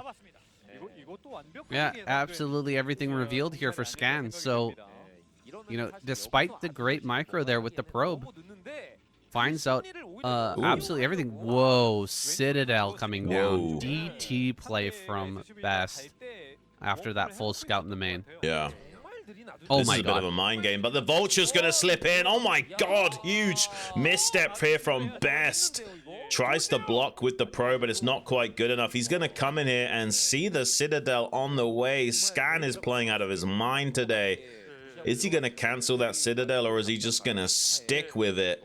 It's already so developed that he might actually be just sticking with it and go for like a DT drop or something as a continuation play. Could translate that into Arbiter as well. Could also do DT drop into Gateway Man style for the faster High Templars, but not as strong as going straight into Arbiter from this. We'll have to see what Best wants to do, but now he's been found out. It's going to be a little bit easier for Scan to navigate this defense. Well, scouting out DT drop is probably one of the worst situations for Protoss, right? If you scout and see Reaver, not that big of a deal. If you scout and see a number of different things, it's not really that big of a deal. Scout and see DT drop, like there's not a great way to translate this into a good position. Like you said, he could go into faster High Templar with Storm. Can just kind of keep Scan back with the DTs and try to get another base out while doing all that, but I mean, if this doesn't do damage, generally you're just considered behind, and you've basically guaranteed that it does no damage after scouting it this early. Yeah, unless, you know, Scan thinks that he will, you know, try to cancel that or not actually commit to it now that he's scouted it. That is a possibility.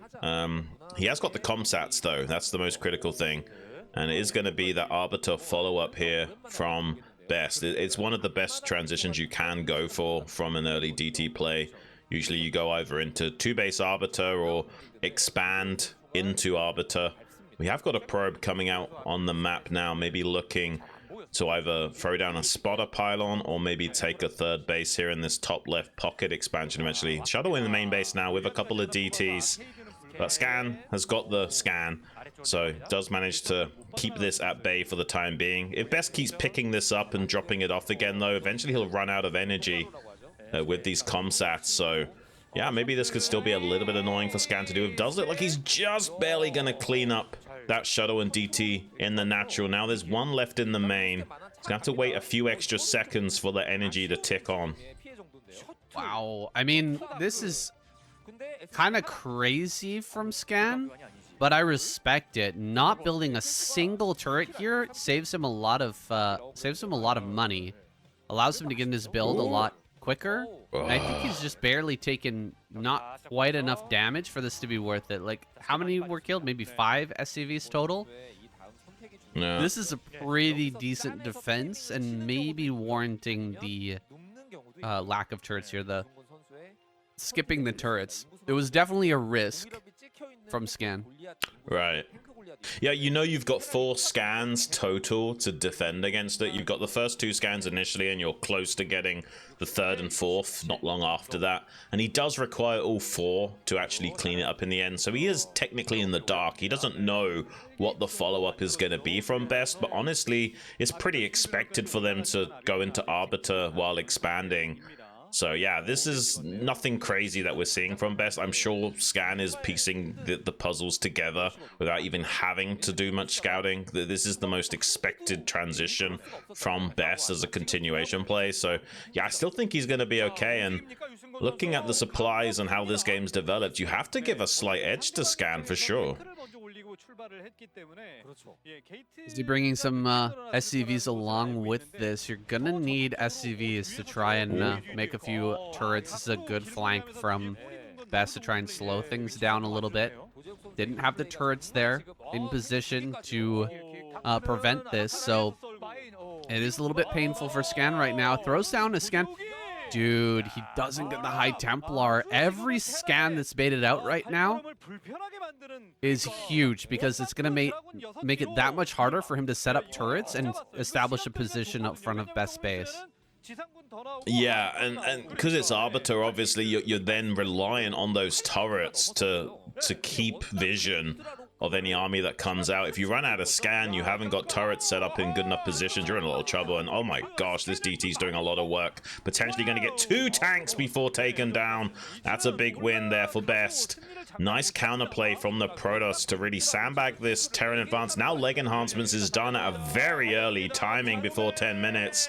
Trying to fight back Scan. And this isn't necessarily to kill the army of Scan. This is just to keep him back long enough for the Arbiter to squeeze out. Big mine connections, though, over here to the left-hand flank. Does catch a couple of these Dragoons.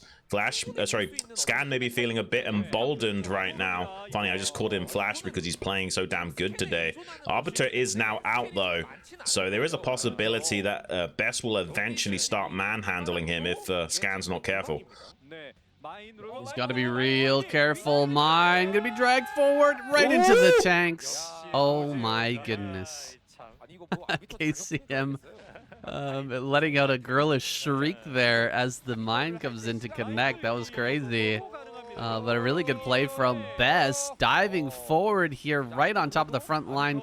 2 Goliaths doing quite a bit of damage to the Arbiter, but not enough to kill. Has a turret back here. He's gonna have to rely on that for now. Trying to set up this position, but it's not quite close enough, man. He'd love to have this right in front of the natural. That turret set up in front of the natural would be an awesome spot. It's just he can't quite get it that close, and now Best is going to start to really abuse him for that problem here, that positional problem. Yeah, Best is starting to beat his chest now, letting out some gorilla sounds as he starts to feel very confident in this position. He's caught this army out of position. He's rotating it around the false high ground on the left-hand side to come back and reconsolidate his force as one. But, that means that, there's no timing attack that's going to come before stasis and what have you now. So this Arbiter going to be growing in value while also Best tries to secure a 4th base. Looks like towards this mineral-only location in the top right. Everything's kind of going right for Best despite being completely caught with his pants down and getting scouted out early. Does seem like he's in a pretty phenomenal position now. A couple of vultures do slip through the lines to come up here and see that there's this 4th base underway, but it's not really going to accomplish much besides getting confirmation, mainly just saving on scans. And it looks like it could be a recall play into the main base. 150 energy just ticking by now. Here comes that big recall into the main base with plenty of Dragoons and some Zealots in support. Hitting Scan where it hurts, having to pull his army back into a defensive position. Now Best can also start clearing mines out on the map and encroaching upon the Terran in the rally point once again. This recall doesn't have to do too much damage. It just has to distract Scan and pull him back so that the front is completely open for Best to get into position to start pouncing on the Terran when he tries to take a 3rd. Oh man, Scan getting a little bit dismantled here. The DT play was a bit more effective than he had hoped, even though he scouted it perfectly. Wasn't able to fully clean up without any damage, and then that DT on the map, dude, 2 tank kills on the map, slowing down the army, allowing Best to escape out here, and now this recall, dude. Scan is in a world of hurt right now. Best is out here hiding in the jungle. His army completely invisible to any explorers heading out in this deep, dark map. Yeah, it's very scary saying when you don't know exactly where they are in the jungle, just seeing a few rustle of leaves and greenery and not really actually knowing exactly where the Protoss threat is set up. You don't want to burn through your scans too much locating the army and what the intentions are of Best here.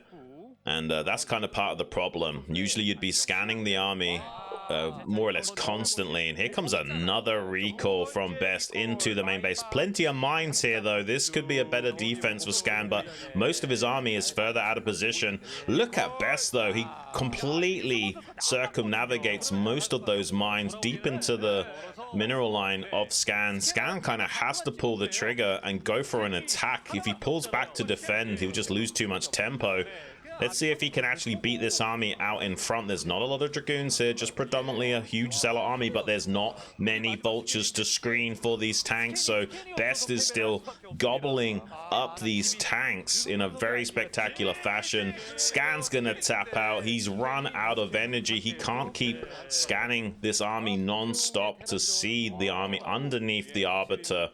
Really well played there from Best. Complete build order win from Scan, identifying the DT drop play, but it was not enough to put the chrome steel chains on King Kong himself.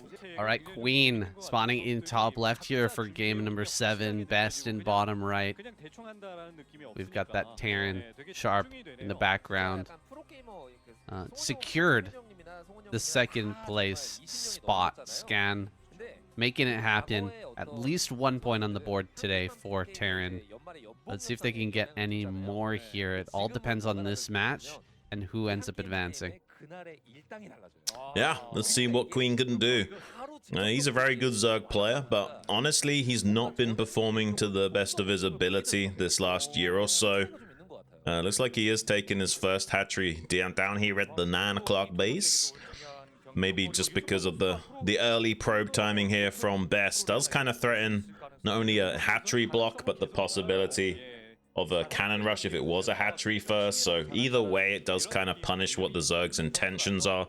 You either, make them have to make the hatchery in a suboptimal location, or you can punish a hatchery first with this kind of opening. And yeah, it looks like we'll see a somewhat orthodox game from both sides. I don't think that either player is going to do anything too crazy for the time being, especially given the cross-map positions. Yeah, Queen doesn't even know where Best is, and he doesn't know the build, so he can't really punish this.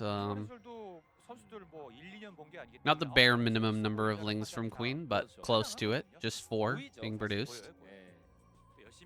He's going to get his third base down, and Best will get that gateway online, work his way up towards, no doubt, a Corsair here in a moment, but he's got to keep this probe alive. Oh my gosh, losing the probe to the first 4 lings. That's painful, man. YSC was able to keep his probe alive for a long time in his games, especially versus Larva, right? Such a key part of playing PvZ. Yeah, it's a nice catch from Queen, clearing that up. If you're able to kill the probe scout before ling speed, you're feeling pretty fantastic, because keeping the Protoss player in the dark is so critical, and especially against a Forge opening, like they just won't have that many Zealots to sacrifice coming out for confirmation scouts or putting on the pressure. He's going to see if he can catch Queen lacking a little bit there by catching the lings on hold position if he's not paying attention, and he actually does try and sneak out the Zealot. I think Queen missed it. I don't think Queen saw that, so this could be a huge deal for Best if he gets this Zealot out on the map to not only put on some pressure, but getting some scanning information. Queen checks the front door and sees no Zealot.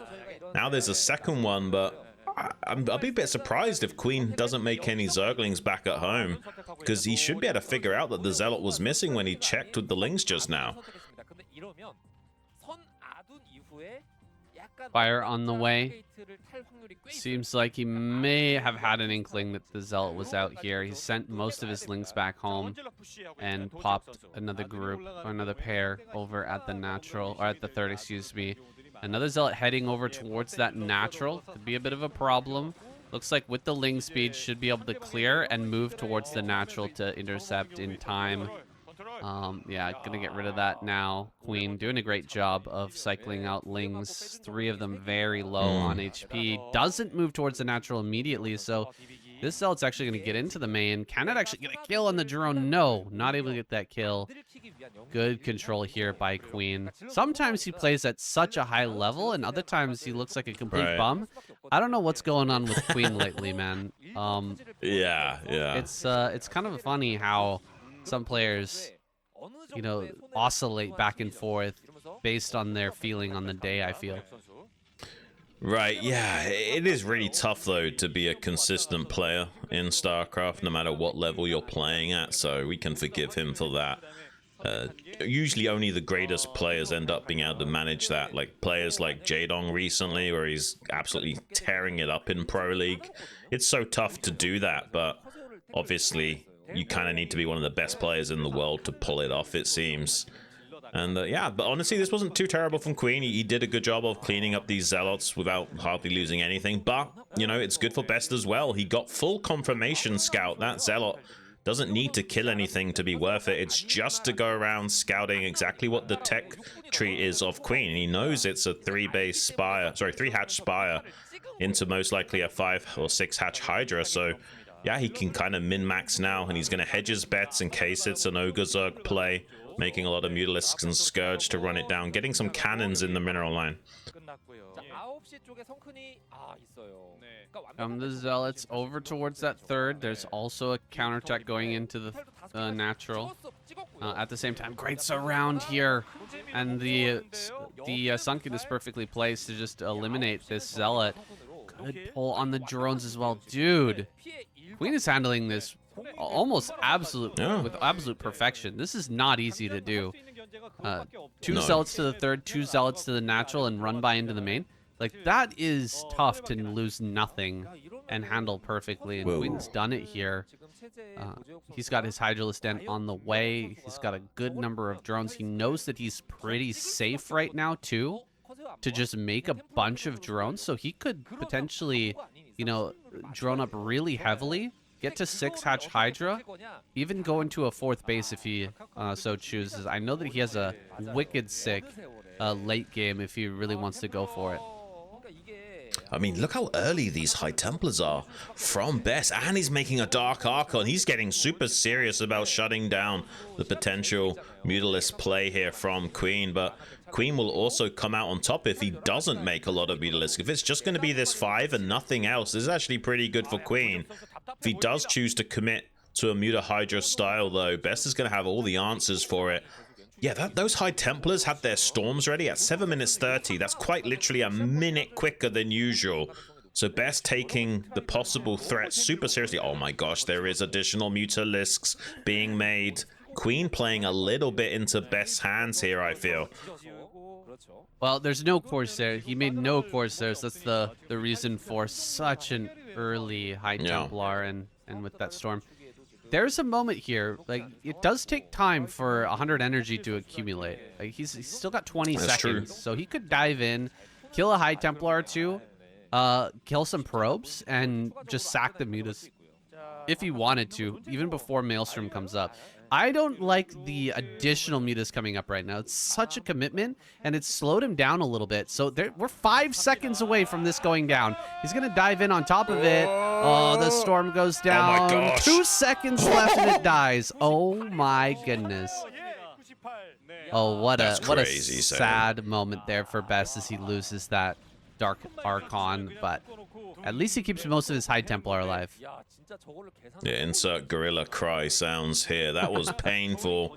Like, yeah, gosh, like just seconds away from Queen being in a really rough spot, and suddenly he's on top of the world saying, best case scenario here for us. Like, oh my god, getting in and killing the High Templars while Best not paying attention as well. This is looking really bad for Best at the moment. He's morphing another Dark Archon, but you not only have to wait for the morph time for that Dark Archon, but then a whole minute to get that extra 50 energy. So Queen has a field day of just harassing this probe line. Dragoons are not so good against Mutalisk. So yeah, I mean, Best is in so much trouble right now, and Queen is not slowing down, taking a 4th base behind this. It's going to be a gas expansion as well.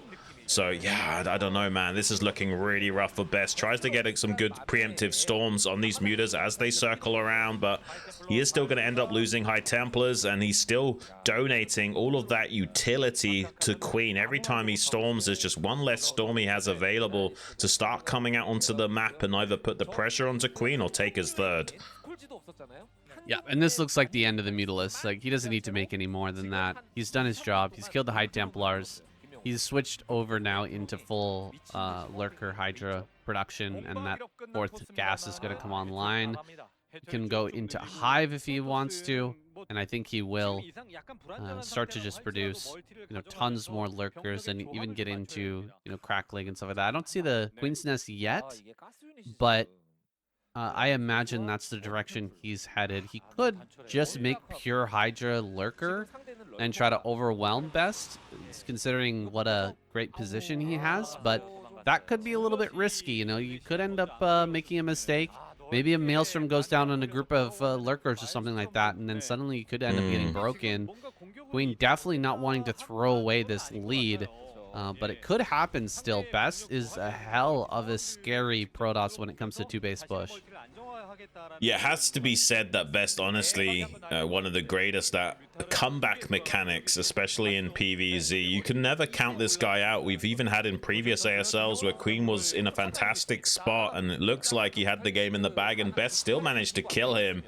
Might be seeing that happen again. Here comes the Maelstrom, catching these mutas at the 3rd base location with the Wombo combo use of the Psionic Storm to finish those off.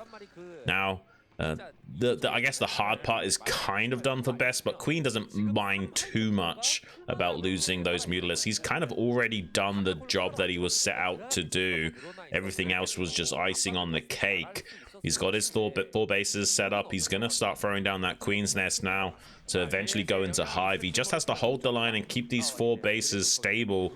But Best himself, he's actually surging into his own 4th base at the 3 o'clock position. Not too bad here from Best, and he's starting to challenge this position of Queen, who honestly doesn't have a lot of Lurkers set up here. There is a possibility that Best can start trading very cost efficiently at the front line and keep skirmishing with Queen to keep him down from reaching a critical mass. A little bit scary to try and push up onto that high ground, man. 4 sunken colonies, I believe, up there, plus some Lurkers. Would be really difficult to break that, and you might end up getting flanked and completely destroyed by Queen's army. There's only 1 High Templar in there, so Best gonna back up, try to get a 4th base online. If he gets that up, I mean, we could still see Best drag this out and eventually take a long a win in the long term in a late game scenario. He's doing a good job of just moving around, trading a little bit here and there, and Hive is kind of late. It is on the way now, but it's not going to be like a real crisp timing in terms of when the Defiler pops out. So there's a chance that Best, with these 4 bases, cranks out a ton of Dragoons, High Templar Zealot, and just puts on a huge amount of pressure, forces bad trades out of Queen, and, continues to grow here behind it. Yeah, as the Protoss player, you just basically want to like fake attack over and over again, make it look like you're diving in, but really you're just trying to push the Zerg into an unfavorable position where they're trading into you, and you do some storms and then back out and rinse and repeat over and over again. You don't actually assault the Zerg and go for these bases. You just want to force them to fight you and relocate Lurkers so they're more stacked up and what have you.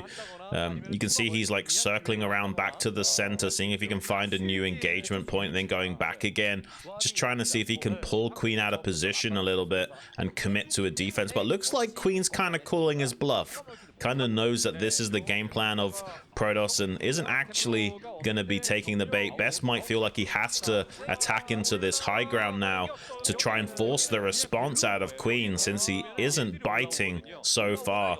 You can see he kind of fakes the idea of going up onto the high ground, but doesn't fully commit, and Queen uses that as an opportunity to pull the trigger on sending most of his entire army down here to the 3 o'clock to try and hit Best while he's out of position. There's no High Templars on this high ground. Best does catch a few stragglers in transit, but look at all of the Zerg hitting this base right now. That is definitely going to be a dead Nexus. Best going to be having to do a counterattack of his own. There's no point going back to save a dead Nexus. He's going to try and run it down on this natural third location of Queen, where there's not a lot of defense set up. This is a crazy base trade right now. Queen probably going to come back from this. I don't think he can break the natural right now. Oh, what a maelstrom there on all those lurkers as they try to run forward. He doesn't have a storm follow-up for that, though.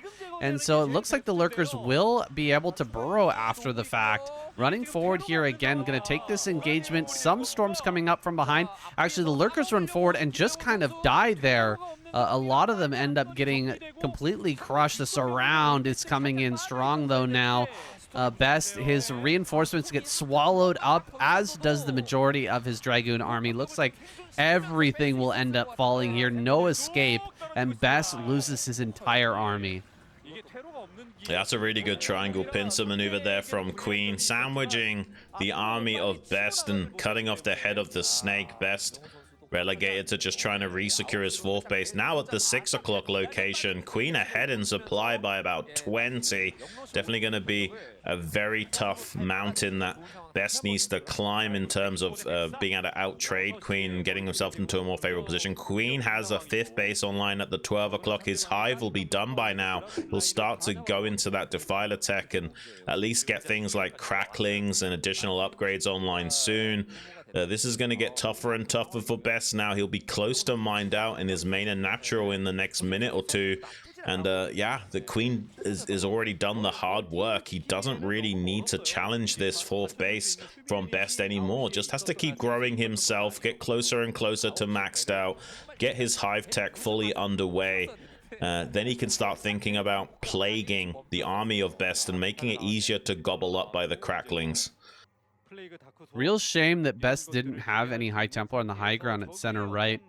Could have made the trade much more even, but this all goes back to the snipes earlier in the game. Right. The Mutalisk killed off, a bunch of High Templars there, and Best just felt like he had to keep rallying everything to the front because he was running so low on storms. So an accumulation of problems for Best results in this difficult situation. He's behind in supply. His base is down on Queen, and he's run out of money in most of his initial bases. His main and natural are getting very, very low. Will get this other base online in time to continue on 2 bases and for the time being, but this game is going to get really hard really quick as the plague comes online here. We're about to see the first one. Yeah, this is going to get so painful for Best. If he eats even just 1 or 2 good plagues, it could be over for him. Starting to hit this base at the 9 o'clock position will force a response out of Queen to start hitting this army. There are quite a few High Templars here. If he gets really good storms, maybe he can make this work. The army's kind of choked up on the right-hand side, and big, beautiful storms do come down, blanketing the majority of that army. Looks like he's struggling, though, to break through to that 9 o'clock base and kill everything up in a timely manner. Those are some pretty good storms coming out from Best, finally getting ahead of supply by a few numeral values, but not a lot. Like, this is still most likely going to be a cleanup from Queen, and this, even if he does take heavy losses on his drone count at the 9 o'clock, it won't be enough to make up the deficit of losing most of his army yet again. Best is pretty much all in on doing a lot at this 9 o'clock location. You can see him rallying more and more units over here, but he realizes he's not trading efficiently enough. There is a DT, though, going to the 12 o'clock. Could this be the tipping point? If he's not paying attention and loses all of these drones here, might be a big enough dent into the Zerg's economy to help Best come back in this game.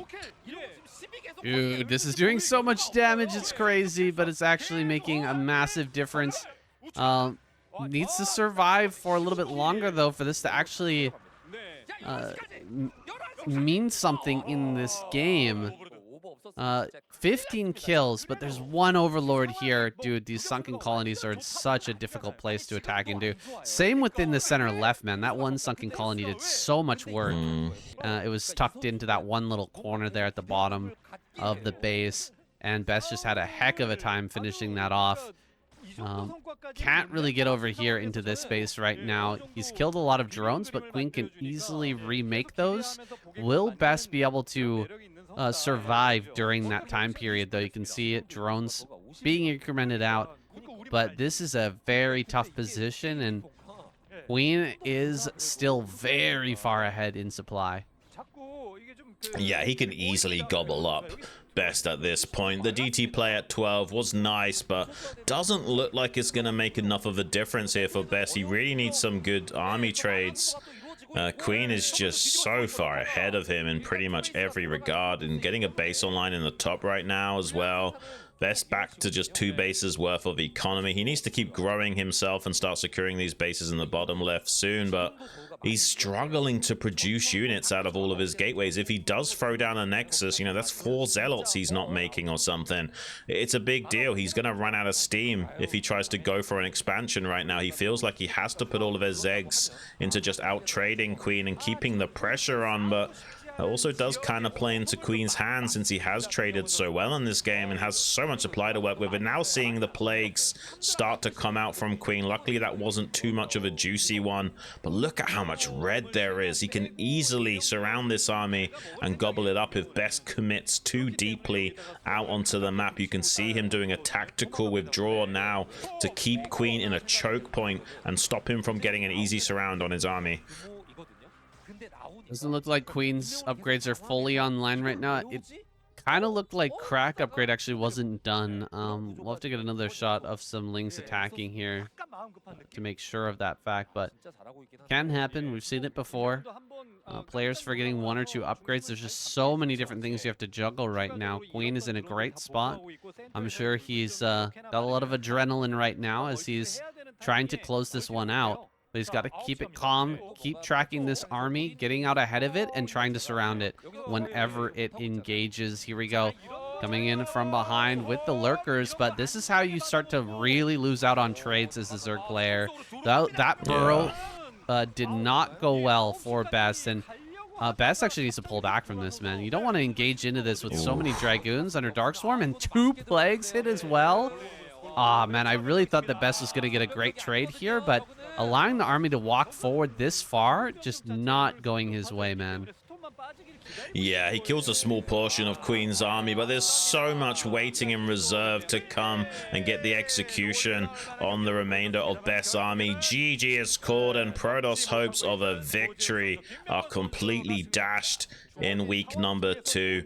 Going to be having a Queen versus Sharp finale coming up next.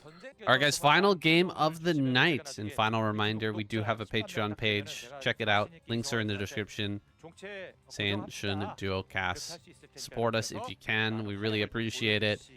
We've been having such a blast casting the ASL this season, and really glad that we've gotten back into KCM again. Season 2 has been really solid so far. Yeah, I've been enjoying it, man. Really great start to the season. Looks like a slightly forward 8 racks here from Sharp, but not fully committed. You know, you can very quickly float this back to a wall in the natural. Does give you potential of getting some damage done against a hatchery first, and it does look like an 11 hatch here from Queens, and it is close position, so you know, this is not a bad start here for Sharp. Getting in here and potentially doing some damage to Queen early could help set the tone for the rest of the game. I'm going to start rallying these Marines across. Probably won't be a gas follow-up from Sharp. Like you said, there's that wall available. So we'll probably end up seeing, you know, maybe a bunker followed up by a pretty quick CC behind this. Sending the SCV. He's actually sending the SCV directly to the natural. So looks like there's going to be a bunker. Bunker going to be following up here in a second. It'll have to be a pretty serious drone pull from Queen to attempt to hold on. He's hiding his Marine out on the map a little bit, but it's going to be spotted. It is going to be spotted. It's on the way right now. Queen sees it, and he will have to react here. No bunker started just yet. Sharp probably going to get this started here in a second. Still a lot of health on these SCVs. 2 Marines arrive. It's still before that critical mass. 3 Marines is when it starts to get really dangerous and difficult to defend. Oh, he rallied a Marine to the middle. Oh no, Sharp making a big mistake there. He should have had this at the front right now, but he is going to arrive with 4 Marines here in a second. The problem, though, is Queen will have Lings on the way here momentarily, and there's no bunker started. He just turns around and goes home. This is really bad for Queen.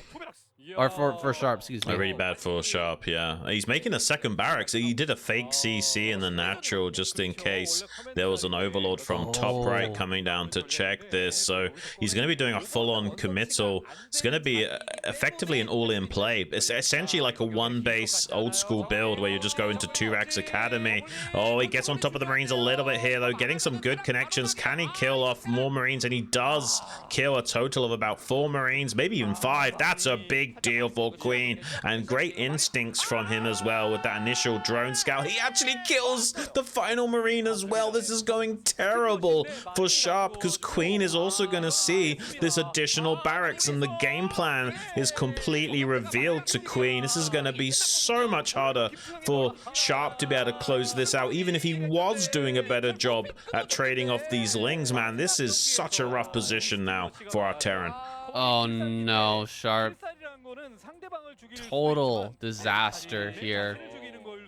He wanted to keep these Marines out in the front. He didn't go behind the wall because he didn't want the Lings to get close enough to see that it was a barracks rather than a CC building. So understandable that he decided to make that move, but it's cost him this entire game. Queen, he's just going to keep rallying Lings. There's really nothing you can do with 2 bases producing. It's just impossible to stabilize here with the number of Lings that can be made, and he will eventually get into Ling speed as well. Firebats pop out. They have the best chance of holding things off, but it's still a 0% chance to win here for Sharp at this point, and he will tap out. GG. There it is, boys. Zerg takes away week number 2. Well, a bit of a shame that it had to end like that, but hey, it is what it is. Pretty decent games overall here in week number 2. Big standout was Scan in his game versus Soulkey, man. What a masterpiece of a mech transition that was. Just extremely well done. I'm really looking forward to more games from Scan. Hope we get to see him more in the KCM. Yeah, he's a smart guy, you know? Like, he's always been very cerebral about the game. Just one of the things holding him back is his execution against the highest level of StarCraft gamers. But after that performance, you have to wonder, hang on a minute, is Scan going to be one of these guys in the future that actually becomes a real contender? It's certainly possible. If he can play like that, even semi-regularly, you might end up seeing him being one of the guys in the round of 8 of ASL in the future. Certainly possible. We'll have to wait and see how he develops as a player. But yeah, going to be a bit of a disappointing start to the season here for the Protoss dugout, flatlining on 0 points these first 2 weeks. They've still got plenty of time to turn it around. Zerg on trajectory to reaching out of orbit at the moment with 4 points, and Terran slightly dragging behind a little bit on 2. This is a fantastic start to the season for the Zerg again. Hey, I mean, I think these weeks have been pretty darn close, despite, you know, such a spread here. True. Great games overall. Hope you guys have enjoyed it. Thank you so much to everybody who supports us on Patreon, and we'll see you guys next week, man. Looking forward to week number 3. Peace. Thanks, guys.